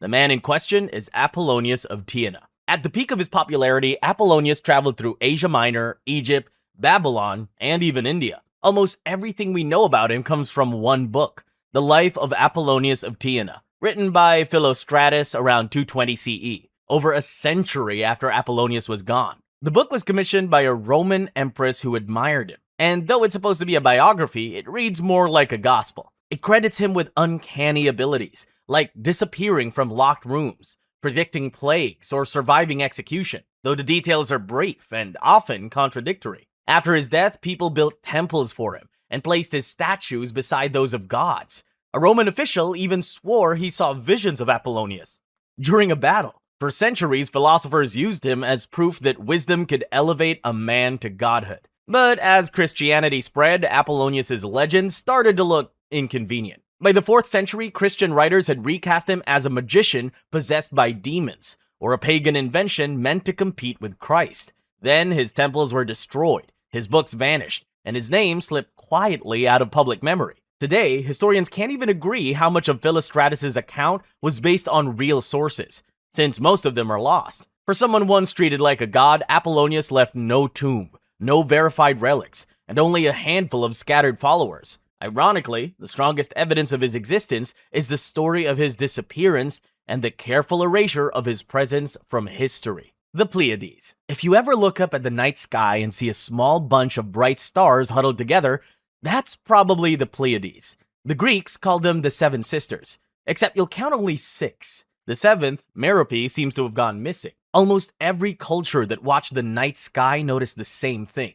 The Greeks, the Japanese, the Maya, the Aboriginal Australians, and even the Dogon of West Africa all talked about 7 stars, then 6. Somehow, all these people, spread across time and continents, remembered a star that isn't there anymore. Greek myth says that Pleiades were daughters of Atlas, the titan condemned to hold up the sky, and Pleione, a sea nymph. Their names were Maia, Electra, Tegede, Alcyone, Selene, Sterope, and Merope. After their father's punishment, the hunter Orion wouldn't stop chasing them, so Zeus turned them into stars. Even then, Orion kept following them across the heavens. Darker versions of the legend says the sisters were so grief-stricken, they deleted themselves and only became stars after dying. Merope, who happened to be the faint one, supposedly dimmed herself out of shame after marrying the mortal Sisyphus, who was doomed to push a boulder forever, and became the lost Pleiad, while her sisters caught the attention of gods like Zeus and Poseidon. Across the world, the same pattern keeps showing up. In Japan, the cluster is called Subaru. And yes, it's the same Subaru as the car, with 6 stars instead of 7. The Aztecs, Maori, Zuni, and Aboriginal Australians tell versions of the same story too, usually about 7 sisters or a mother with 6 daughters where one goes missing, falls away, or is taken. Astronomy offers one explanation, and logically speaking, it makes the most sense. The 7th star may be a variable shell star, meaning its brightness can change as gas and dust shift around it. Under darker skies with no light pollution and stronger night vision, it may have been easier to see consistently than it is for most people today. There's also the problem of human eyesight itself. Even now, some people can clearly make out 7 stars in the cluster, while others struggle to see more than 5. The Pleiades contains hundreds of stars, formed around the same time, and none have physically vanished within recorded history. From an astronomical standpoint, the cluster hasn't changed in a way that would explain a literal disappearance. What hasn't gone away is the shared observation. Cultures with no contact, no shared language, and no way to compare notes all describe the same imbalance.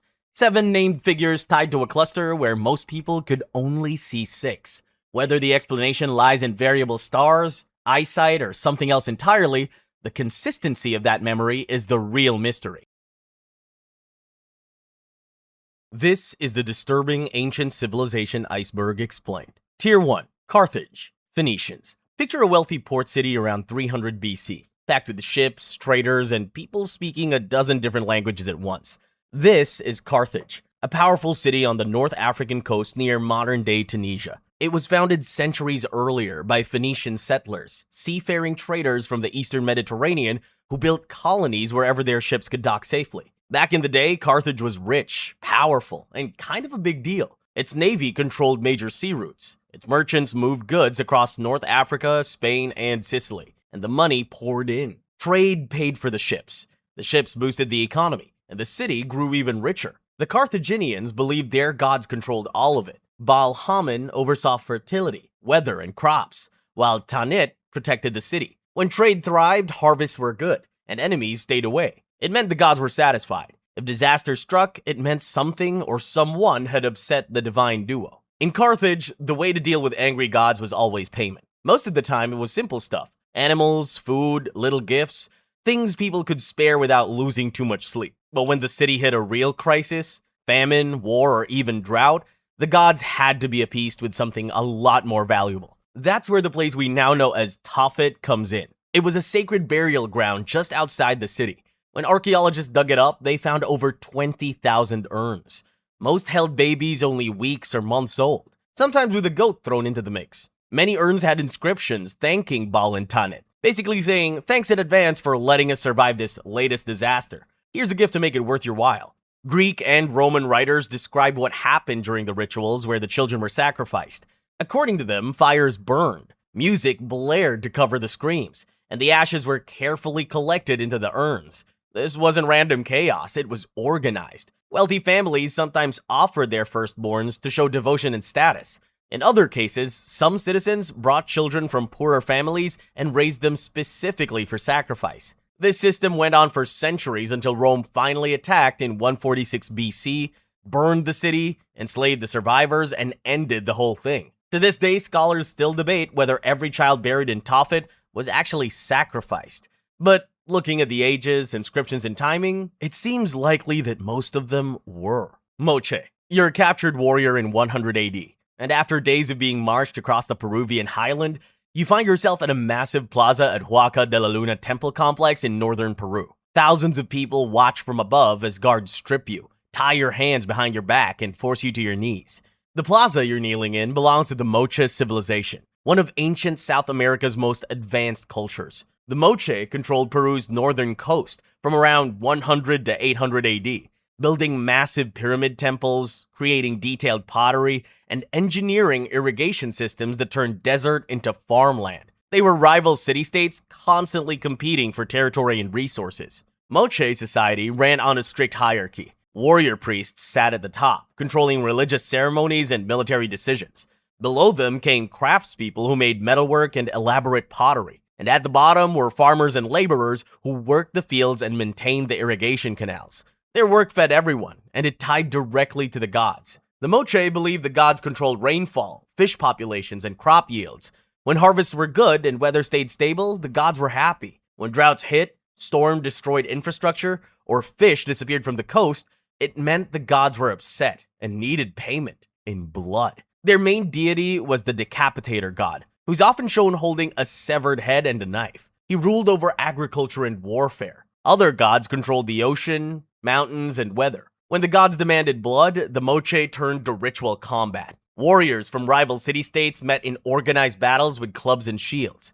Victory meant capturing your opponent by the helmet or hair. Those taken became prisoners, prepared for sacrifice. During crises, the Moche believed only warrior blood would satisfy the gods. The process followed strict steps. Captured warriors were brought to temple complexes, paraded before crowds, stripped and bound. Priests seized their hair, pulled their heads back, and cut their throats with ceremonial knives. As the victims bled out, their blood poured into golden goblets. The priests passed the cups among themselves and drank. Some historians believe these rituals inspired the intricate designs found on Moche pottery. After death, some of the bodies were taken apart. In a few cases, priests even removed the victims' faces, possibly to wear as masks or keep as trophies. Back then, nothing said victory like bringing home someone else's face as a souvenir. During El Niño events, ocean warming threw the climate out of balance. On the Moche coast, that meant heavy rains and flooding that tore up irrigation canals. And once the water settled, long droughts followed and finished off the crops. As things got worse, the Moche increased the sacrifices.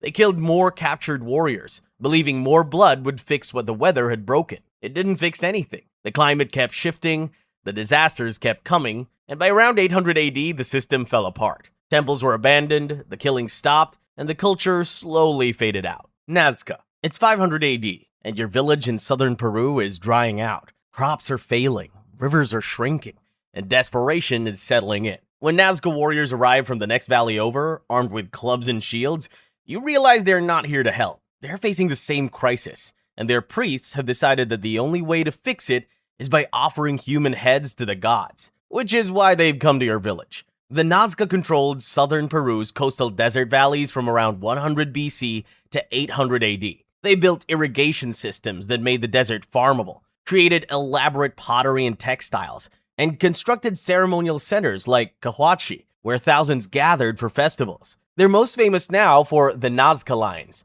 massive geoglyphs carved into the desert, showing animals, plants, and geometric shapes you can only really see from the air. Life in the valleys was mostly peaceful. Each group handled its own water and farmland. When harvests were good, people traded, minded their business, and got along just fine. But the moment the water dropped or crops failed, that peace didn't hold for long. The Nazca believed human heads contained life force and fertility.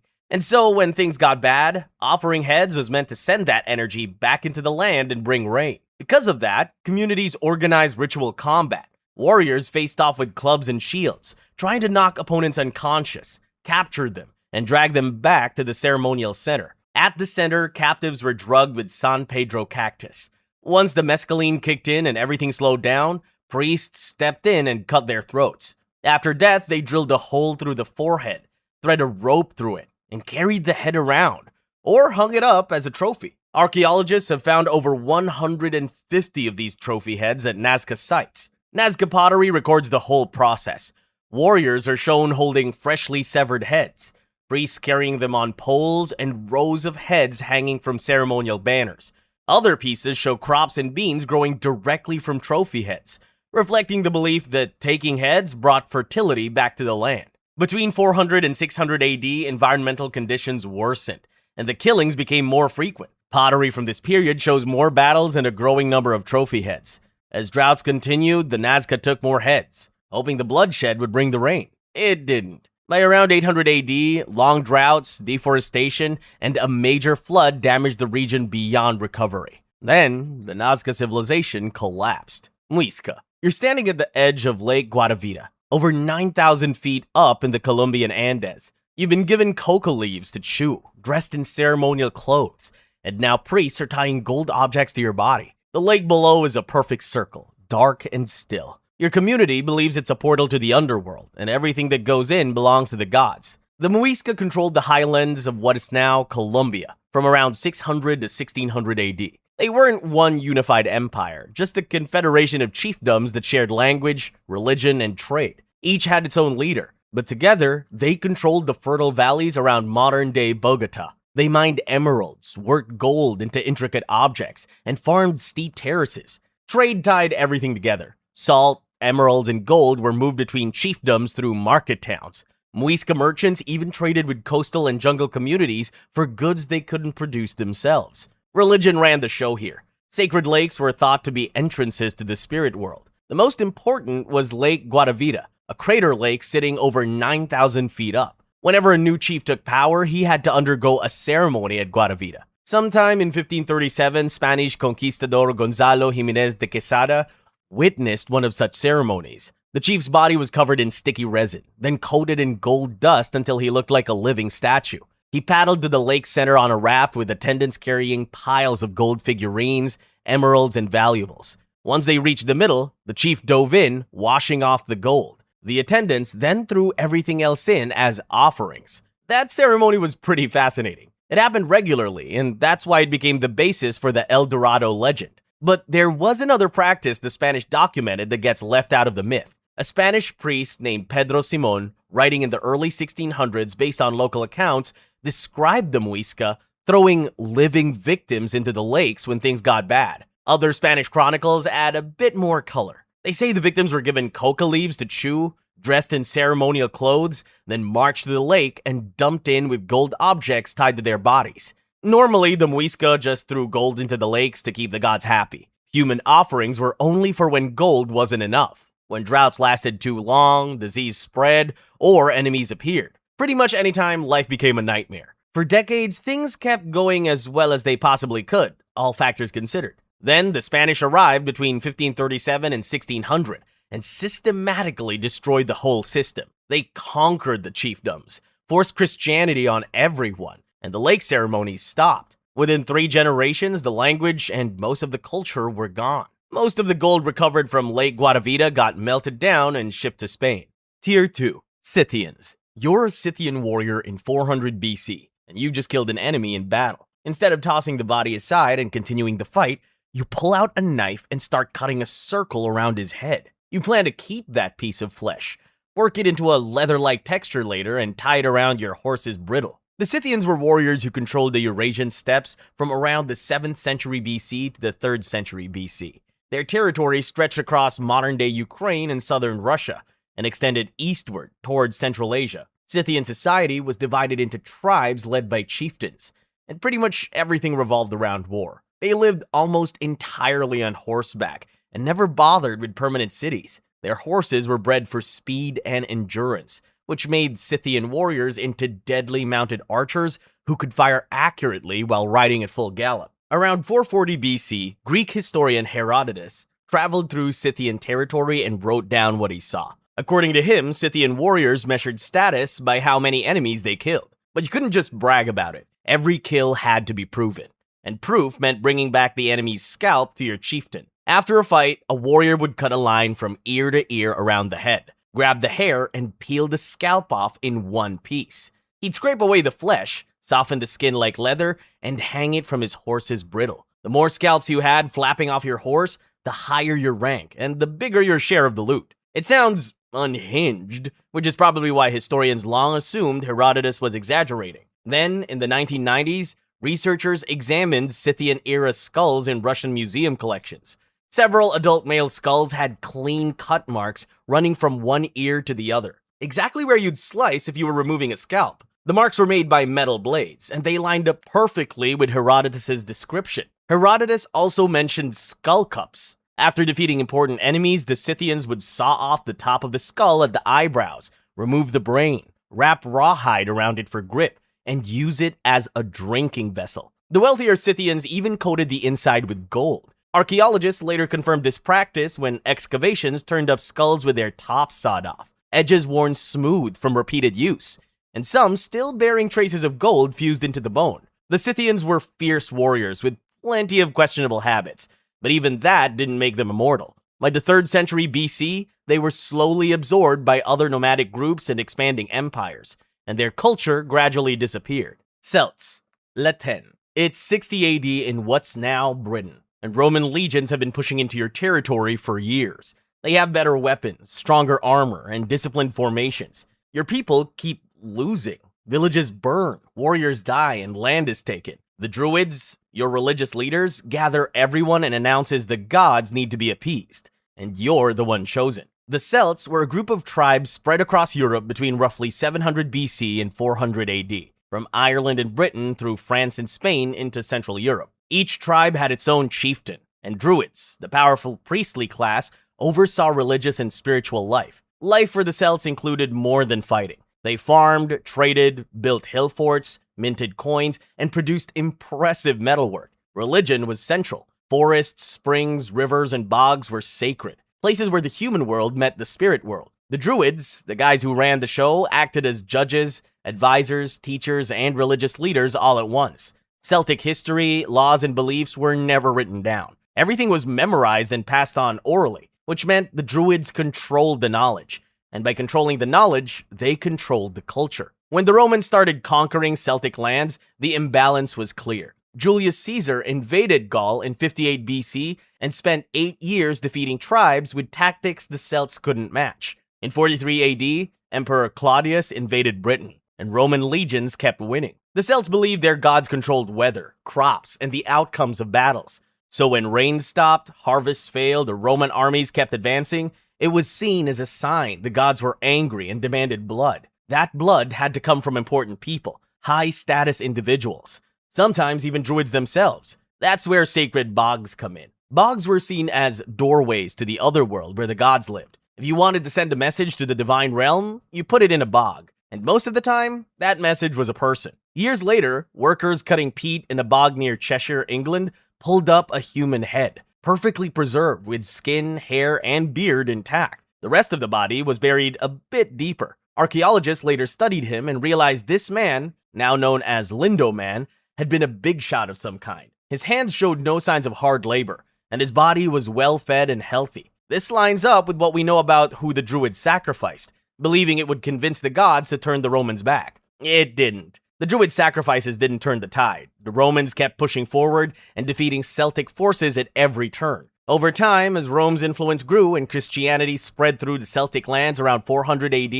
the practice of bog sacrifices ended. The bodies stayed buried in the oxygen-free peat, which preserved them almost perfectly for more than 2,000 years. Today, museums hold these remains. Etruscans. You're a prisoner in 300 BC Etruria. A nobleman has just died. It's time for his funeral, and you have a part to play. You're dragged to the tomb, handed a sword, and shoved toward another captive. You're both already hurt and barely standing, but you have to fight because there's no alternative. When the other prisoner finally goes down, the crowd cheers as his blood soaks into the ground. They're happy because the spilled blood is exactly what the nobleman's spirit needs to get into the afterlife. The Etruscans lived in central Italy from around 900 BC to 27 BC, occupying what's now Tuscany. They built advanced cities with drainage systems, created detailed frescoes and sculptures, and developed a written language historians still can't fully translate. Etruscan society was organized into city-states ruled by kings or magistrates, and they grew wealthy, mining copper, iron, and tin in central Italy's hills. Early Rome was heavily influenced by Etruscans. Romans borrowed their alphabet, lifted architectural ideas like the arch, copied religious rituals, including reading omens from animal guts, and straight up took the toga from the Etruscans. To put it simply, Rome spent its early years running a Remix Everything Etruscan campaign, while the Etruscans ruled central Italy. With all that cultural influence came their religious ideas, like the belief that important dead people needed human blood to cross safely into the afterlife. Without it, the spirit would stick around and cause problems for the living family. Early on, the Etruscans went about it the direct way. When someone important died, they'd kill prisoners or slave right at the graveside during the funeral feast. Quick execution, blood on the ground, and the spirit was happy. Then, around the 4th century BC, someone decided funerals could use an upgrade. Instead of just executing prisoners, they armed 2 of them and forced them to fight to the death while the guests watched. It still satisfied the spirits, but now the funeral had added entertainment. It caught on fast. Wealthy Roman families started hosting their own funeral games, and over time, the religious meaning faded. By the 1st century BC, Roman officials were throwing massive state-funded gladiator shows to boost their popularity, and honoring the dead was barely a part of it anymore. What began as an Etruscan sacrifice had turned into Rome's biggest crowd pleaser. Gladiatorial combat lasted nearly 1,000 years, until Emperor Honorius banned it in 404 AD. Meanwhile, the Etruscans were gradually absorbed into Roman culture, and by 27 BC, their distinct identity had vanished. Tier 3. Tiwanaku. It's 610 AD, and you're being led up the steep stone steps of the Akapana Pyramid, more than 13,000 feet above sea level in what's now Bolivia. The altitude burns your lungs with every step. People watch from below, silent. At the top, priests are already waiting, and let's just say you won't be making the trip back down. The Tiwanaku civilization controlled parts of Bolivia, Peru, Chile, and Argentina from around 550 to 1000 AD. They built one of the highest urban centers in the ancient world near Lake Titicaca, and at their peak, around 800 AD, their capital held up to 60,000 people living at extreme altitude, where most civilizations couldn't survive. Tiwanaku ran on farming in a place where farming shouldn't work. It sits more than 13,000 feet above sea level. Frost can hit most nights. The air is thin. Crops should fail there, but they figured it out. They built raised fields called sucakalas. Picture long lifted strips of soil with canals of water running between them. During the day, the water soaked up heat from the sun. At night, it slowly released that heat and kept the crops from freezing. The canals also helped with drainage and kept the soil healthy. It was simple, but smart, and it fed tens of thousands of people. That food surplus is what allowed Tiwanaku to grow into a major city with huge stone temples. Right in the center stood the Akapana Pyramid. It had 7 levels and was shaped to look like a sacred mountain. Inside the pyramid, channels carried rainwater through the structure and out through carved stone heads. The Tiwanaku saw mountains as doorways between the human world and the gods, and the water flowing through the temple was meant to represent underground rivers that kept their crops alive. Their religion focused on fertility gods and water deities. The most important was Viracocha, a creator god carved into the gateway of the sun, holding 2 staffs with rays coming from his head and geometric tears streaming down his face. The tears represented rain, and the staffs represented his control over agriculture and water. When crops failed or droughts hit, the Tiwanaku believed Viracocha was angry and holding back the water. Their answer was human sacrifice at the top of the Akapana. During the killing ceremonies, victims were brought to the summit while crowds watched from below. They were killed, cut open, then dismembered and left for scavengers. Once the flesh was gone, the bones were buried around the temple as offerings. When archaeologists excavated the Akapana in the 1980s, they found at least 27 bodies and skulls, with evidence suggesting that several hundred more could still be buried there. By 1000 AD, a long drought hit the region, and Tiwanaku's raised fields stopped working when the water dried up. People left, the city emptied, and the sacrifices never brought the rain back. By the time the Spanish arrived in 1532, Tiwanaku had been abandoned for 500 years. Today, all that's left of the civilization, dismembered bones, skulls with cut marks, and stone figures clutching severed heads are in Bolivian museums. Philistines. You're building a new house in Ashkelon around 800 BC. The trenches are dug and the foundation is ready. Before the walls go up, and before anyone moves in, there's one last step everyone expects. A newborn is to be placed inside a storage jar and lowered into the ground beneath a doorway. The house will stand on top of this burial for centuries. This wasn't some one-off horror story. It was a known foundation ritual among the Philistines, the same people better remembered for fighting biblical heroes than for what they buried under their homes. They lived along the southern Mediterranean coast from around 1200 to 600 BC in what's now the Gaza Strip. They were skilled iron workers and seafaring traders who built 5 major cities and controlled Mediterranean trade routes. Philistine society was organized around 5 city-states, each ruled by a lord, forming a loose confederation. They weren't originally from the region. Evidence shows they migrated in from the Aegean, somewhere around Greece, bringing their own pottery styles, tools, and habits when they settled along the coast. They lived off farming, fishing, and sea trade, and they were early adopters of iron weapons back when ironworking was still new and intimidating. Outside Ashkelon, they had a proper adult ceremony with over 200 burials. Grown men and women laid out the way you would expect. What was missing were babies and young children. That alone raises a red flag. In the ancient world, infant mortality was brutal. Around a third of all children died before age 5. Statistically, that cemetery should have been full of tiny graves, but it wasn't, because the babies were never taken there. When archaeologists started digging at Ashkelon in 1985, more than 200 infant burials showed up under houses, tucked beneath doorways, sealed into walls, or placed under the corners of buildings. Every single one was put inside a storage jar or a cooking pot. Based on bone development, most of these infants died right around birth, usually within their first week. This fit with what people back then believed about protection and building safety. New houses need spiritual defenses. A fresh death, especially that of a newborn who hadn't lived long enough to do anything wrong, was thought to block evil spirits from entering. The buried infant acted as an offering to the gods, and a kind of supernatural security system for the family living above.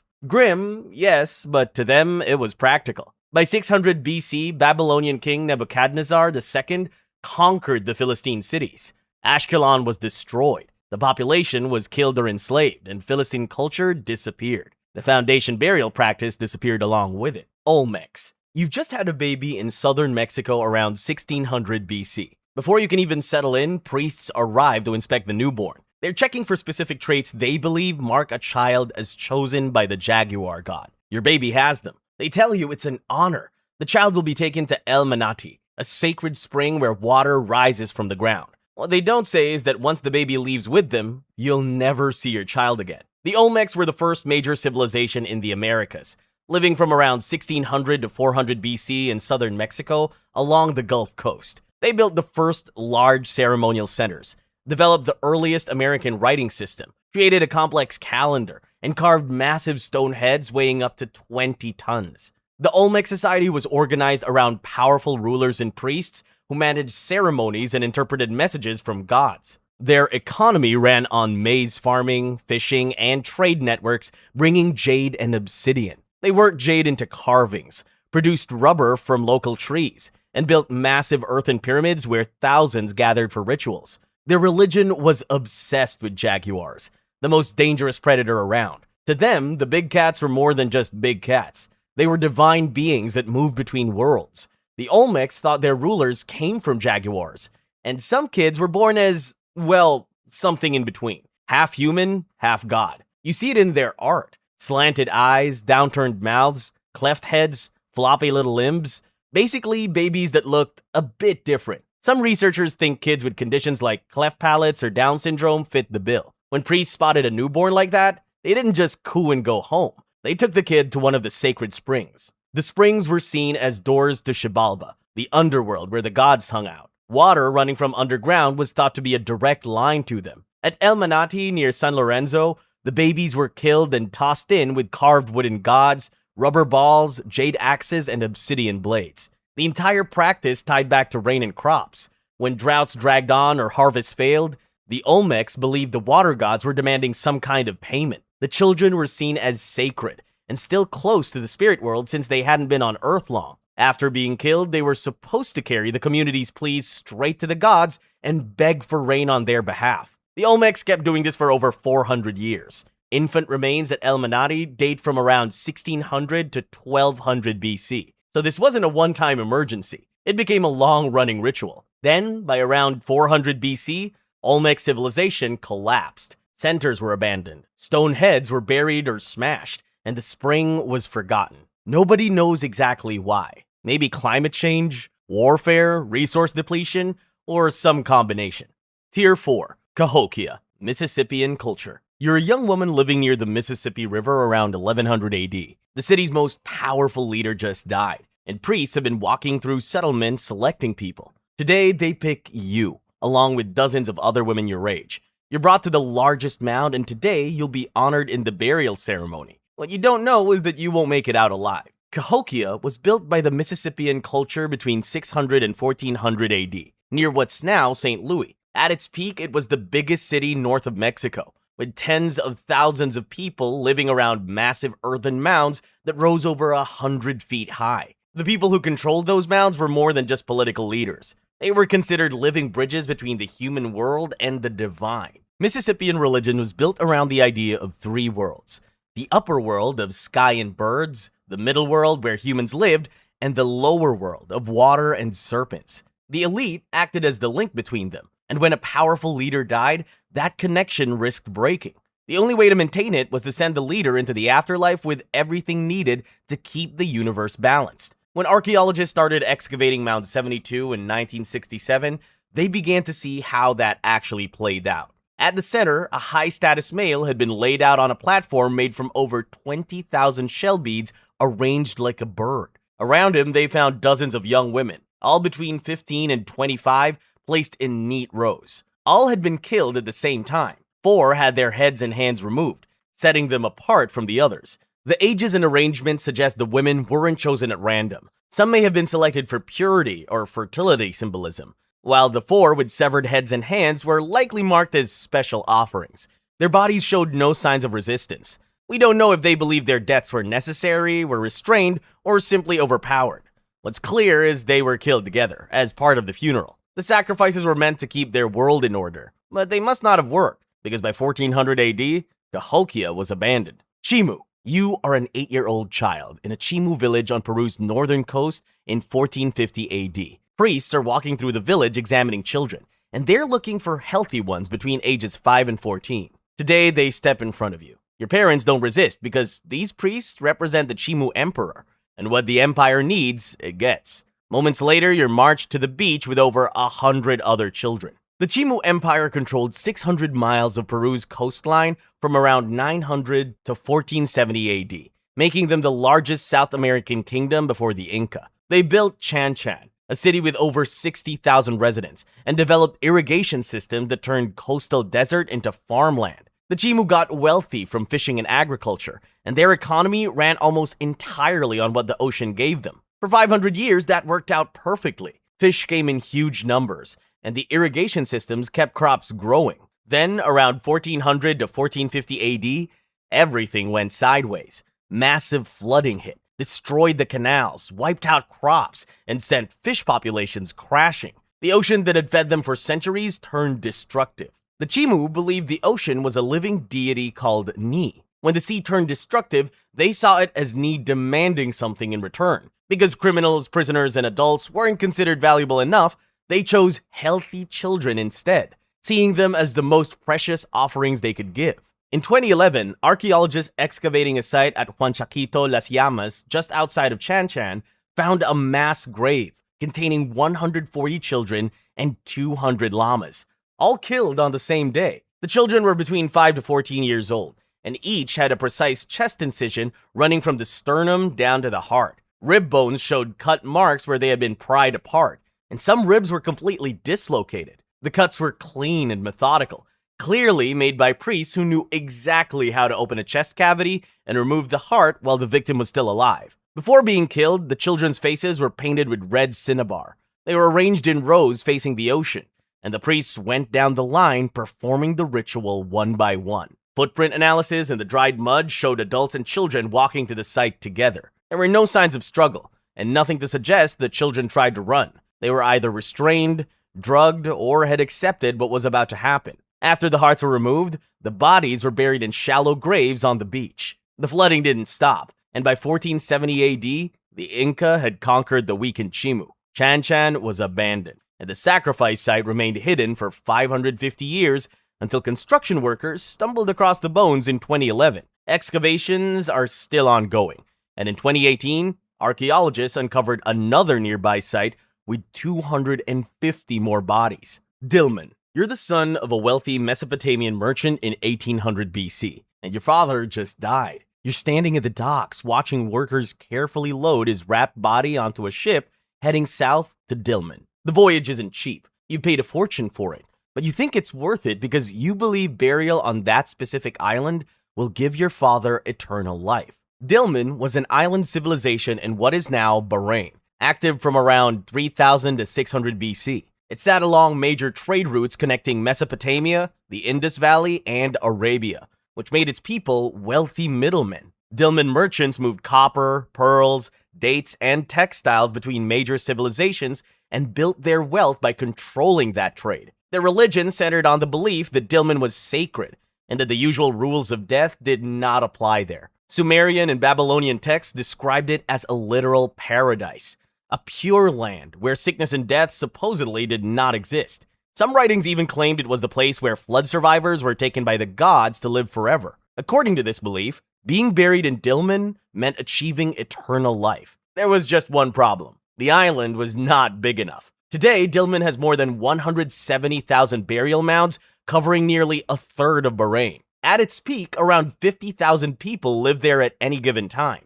Even if you buried every person who ever lived on the island across its 2,400-year history, the numbers still would not add up. There were simply too many graves. The scale only makes sense if the dead were coming from somewhere else, which they were. Because of its reputation, Dilmun became a sought-after burial destination. Wealthy Mesopotamians began sending their dead there in large numbers. Cuneiform tablets record ships traveling between Mesopotamia and Dilmun carrying cargo. That cargo included corpses. Families paid substantial fees to have their deceased relatives transported to the sacred island and buried there. When archaeologists opened mounds in the 1950s and 60s, they found chambers packed with bodies.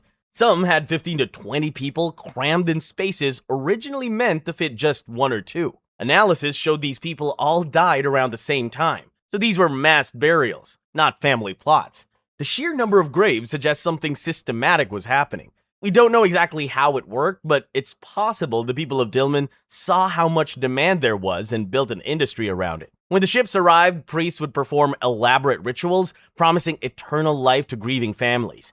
And then, the bodies would get crammed into tombs as quickly as possible to make room for the next shipment. For a while, business was good, but by 600 BC, trade routes shifted and Dilmun lost importance. The civilization collapsed, but the burial mounds stayed. Modern development keeps uncovering more, and only about 10% have been excavated so far. Tier 5, Colchis. It's around 500 BC, and you've been captured after a raid near the eastern edge of the Black Sea. Your weapons are gone, and your hands are tied. Instead of being taken to a prison or sold, you're led into a quiet forest. The trees seem taller the deeper you go, and you notice rusted weapons, bones, and old offerings hanging from the branches. Colchis sat on the eastern Black Sea coast, in what's now Georgia, from around 1300 to 200 BC. They controlled the mountain passes where trade routes from Europe, Asia, and the Middle East crossed, which made them rich middlemen. The mountains were full of gold, silver, and copper, and Colchis mined it all, turning raw metal into jewelry and ritual objects to trade for wine, grain, and other goods they couldn't grow themselves. Society was run by regional chiefs and a powerful priestly class who oversaw religious ceremonies. Their most famous trick was their gold extraction method. They'd put wool in rivers flowing from gold-rich mountains. The fibers would catch tiny particles, and once enough collected, they'd burn or beat the wool to get the gold. That's where the Greek myth of the golden fleece came from. But the Greeks weren't just fascinated by the gold. They also wrote about a darker side of Colchian life. Apparently, the Colchians had a tradition of sacrificing war captives to their war god. They even had sacred groves where prisoners were killed and hung from trees as offerings. For a long time, historians assumed this was just Greek propaganda. Stories designed to make foreigners look barbaric and make the Greeks seem superior. Then, excavations in Georgia started turning up evidence that matched the Greek accounts. Burial sites revealed bodies arranged in ritual positions, some with slit throats. Human remains were buried beneath trees in areas that looked like sacred groves. At Vani, a major Colchian center, archaeologists uncovered a ritual complex with human and animal bones mixed together, ceremonial weapons, and altars that still showed traces of blood. By 200 BC, the Persian Empire conquered Colchis. The culture faded, sacred groves were abandoned, and the sacrifices stopped. Jomon culture. It's around 3000 BC in prehistoric Japan, and you're about to become an adult. There's no party waiting for you. Instead, elders arrive looking for you, and a few others of your age. Nobody explains much, but you already know why they're here. Without arguing, you sit down, hold still, and endure it. When it's over and the pain fades, something is gone. Every time you open your mouth for the rest of your life, everyone can see it. The Jomon culture existed in Japan from around 1400 to 300 BC, making them one of the world's oldest pottery-making societies. They were hunter-gatherers who never developed agriculture, but still created permanent settlements, surviving on fish, shellfish, and wild plants for over 13,000 years. These people made elaborate pottery and strange clay figurines called dogu that they'd carefully craft, then deliberately smash and bury. Nobody knows why they did this, but their figurines weren't the only things that were damaged. When archaeologists examined Jomon skeletal remains, they noticed something unusual. A huge percentage of adults were missing their front teeth, specifically upper and lower incisors. The teeth had been deliberately pulled out while the owners were alive, and the pattern was too consistent to be anything but intentional. Turns out in Jomon, Japan, you didn't need an ID. Missing front teeth did the job just fine. The tooth extraction seems to have been some kind of ritual, and it happened across Jomon society for thousands of years. It usually took place during adolescence as a coming-of-age ceremony. The teeth were removed in specific patterns depending on where you lived and when. Some groups pulled only the upper incisors, some only the lower, and some took teeth from both jaws in neat, symmetrical rows. The Jomon believed this ritual marked important life transitions. Pulling out healthy teeth without anesthesia was a painful ordeal that demonstrated courage and acceptance into adult society. The missing teeth became a permanent marker that you'd passed the ritual and earned your place. But it went beyond coming of age. Some researchers think tooth extraction had spiritual significance tied to Jomon beliefs about transformation. They believed the mouth was a portal, so removing teeth might have been about connecting with ancestors or gods. Still, some people think the practice was just to show your place in society or which group you belong to. Whatever the reason, it was done all over. Looking at the skeletons, about 70 to 80% of adults had their teeth removed. This was a normal part of life for thousands of years across Japan. By around 300 BC, rice farming came from mainland Asia, and Jomon society changed. The new farming culture didn't remove teeth. The practice ended, and whatever meaning those missing incisors had went with the people who understood it. Keros Cyrus culture. Imagine it's 2600 BC, and you sailed to a tiny rocky island called Keros in the middle of the Aegean Sea. There are no towns, no houses, and no farms. The ground is littered with broken marble figures. Their arms are folded, faces blank, and many are snapped at the neck or broken at the waist and legs. Archaeologists think these objects were made on other Cycladic islands and carried here just to be smashed. The people who made them are part of the Keros Cyrus culture, which existed between 2700 and 2300 BC. They lived across the Cyclades, small islands scattered through the sea, and they spent a lot of time sailing between them. They built little coastal settlements, farmed what they could, and carved marble figurines that look shockingly modern. You've probably seen them in museums. Keros itself wasn't a place where people lived. On the west side, at a site called Deskalios Kavos, archaeologists didn't find homes or graves. They found fragments, thousands of them. Broken figurines, marble bowls, and vessels were smashed and left behind. Tests show many of these objects were made far away, sometimes dozens of miles across the sea, and brought here specifically to be destroyed. The breaking wasn't random. Heads came off bodies, limbs were snapped, and the same patterns appear over and over. The people knew the rules, which shows this was a ritual everyone understood. Nearby, on a small islet called Deskalios, they reshaped the rock into a stepped, pyramid-like structure using tons of imported stone. They carved drainage channels into the bedrock and worked copper there. The whole thing was pretty organized. Basically, Keros was a sacred center. People brought powerful objects, killed them by breaking them, and left them behind. This might have been offerings to gods, ancestors, or something else we don't fully understand. Intact figures are almost never found on the island, which proves that destroying them was the point of the ritual. By around 2300 BC, the Keros Cyrus culture faded. Outside influences grew. The ritual network collapsed and the island was abandoned. The meaning behind the broken figures was lost. What's left today is a landscape full of carefully shattered objects. Tier 6. Guanche, Canary Islands. It's 1402 AD. You're part of the Spanish troops and you've just landed on an island most people back home know nothing about. The people here don't build boats. They don't trade with outsiders. And they seem completely cut off from the wider world. You quickly realize they are trapped by their own geography. The Canary Islands sit 60 miles off the coast of North Africa. And over generations, the Guanche lost the ability to build seafaring vessels. Once they arrived, there was no way to leave, no contact with other civilizations, and no access to metal tools or new resources. Isolation shaped everything about life here, and eventually, even the memory of the outside world faded. The Guanche were Berber descendants who settled the island sometime between 1000 BC and 500 BC. Their society was organized into kingdoms ruled by chiefs called menses. They lived in caves and stone structures, raised goats and pigs, farmed barley and wheat in volcanic soil, and fished along the coast. Religion centered on a supreme god and ancestor worship, and this influenced how they treated their dead. When someone important died, families called in embalmers who could preserve bodies for long periods. They removed organs, washed the body in salt water, and packed it with aromatic plants and herbs and dried it in the sun for weeks. The mummies were kept in caves, and families visited them for generations. These preservation methods were so advanced that they outperformed what the Egyptians were doing at the same time, all while using only local resources and tools. At the same time, human bones from pre-Spanish sites show something much darker. Many remains show cut marks, broken bones, likely for marrow extraction, evidence of roasting, and systematic removal of muscle from the arms, legs, and torso. Spanish chronicles later described Guanche warriors eating parts of enemies they killed in battle. Whether this was purely ritual or sometimes a response to famine is unclear, but the evidence shows humans were processed in ways similar to animals. In 1402, the Spanish arrived to conquer the islands. The Guanche resisted for decades, but stone tools were no match for steel weapons and gunpowder. Diseases brought by Europeans spread quickly. Survivors were enslaved, and within a century, the conquest was complete. Some final holdouts chose mass suicides by jumping off cliffs rather than surrender. Within 100 years of first contact, the Guanche population was gone. Their language disappeared. Their culture disappeared. And most of the mummies were looted, destroyed, or shipped to European collections.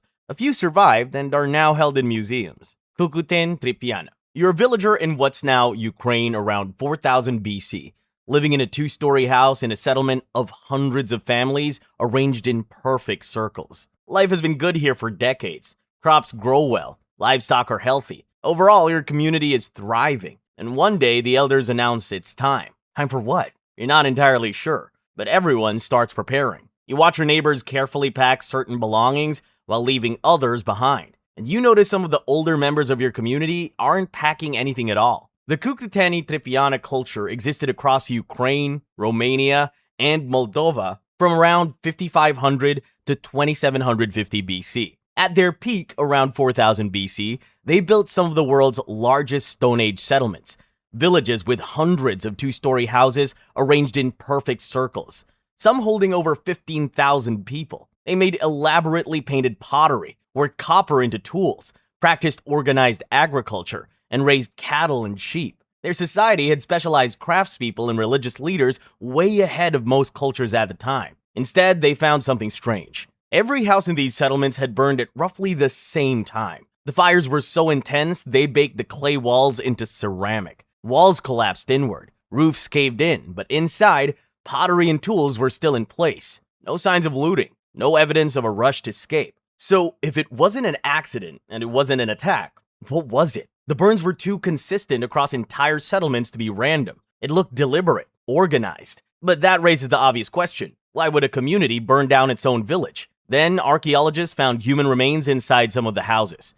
Not all, but enough to notice a pattern. The bodies were inside when the fires started, and some showed no signs of trying to get out. That suggests at least a few of them were already dead or unable to move before the flames were set. The current theory is that the Cucuteni Tripiana believed in cyclical destruction and rebirth. Every 60 to 80 years, their settlement's life cycle ended, and everything associated with that cycle needed to be destroyed. The buildings, the tools, the pottery, and in some cases, people who were too old or sick to make the journey to the next settlement. The fires usually started from one side of the village and spread in a controlled wave across the entire settlement. After burning everything, the survivors would move nearby and build a new settlement with the same circular pattern. New houses, new pottery, new everything. Then, 60 to 80 years later, they'd do it all over again. They did this for more than 2,000 years.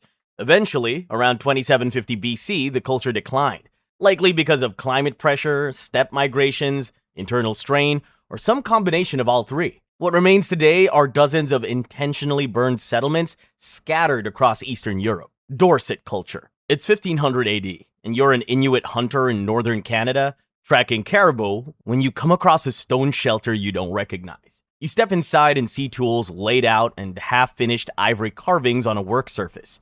It looks like people just stepped out for a moment. You check another shelter and find the same thing. Everything's still there, but there are no people, no bodies, and no graves. The Dorset culture emerged around 500 BC and lived across the Arctic, stretching from Alaska to Greenland. They survived in one of the harshest environments on Earth by hunting seals, walrus, and caribou. They used toggling harpoons that stayed lodged in their prey, built shelters from ice blocks, and hunted seals at breathing holes in thick ice during months of total darkness. They lived in small, mobile family groups of around 20 to 50 people, moving with the seasons and following animal migrations. The system worked so well that they thrived for well over 1,000 years.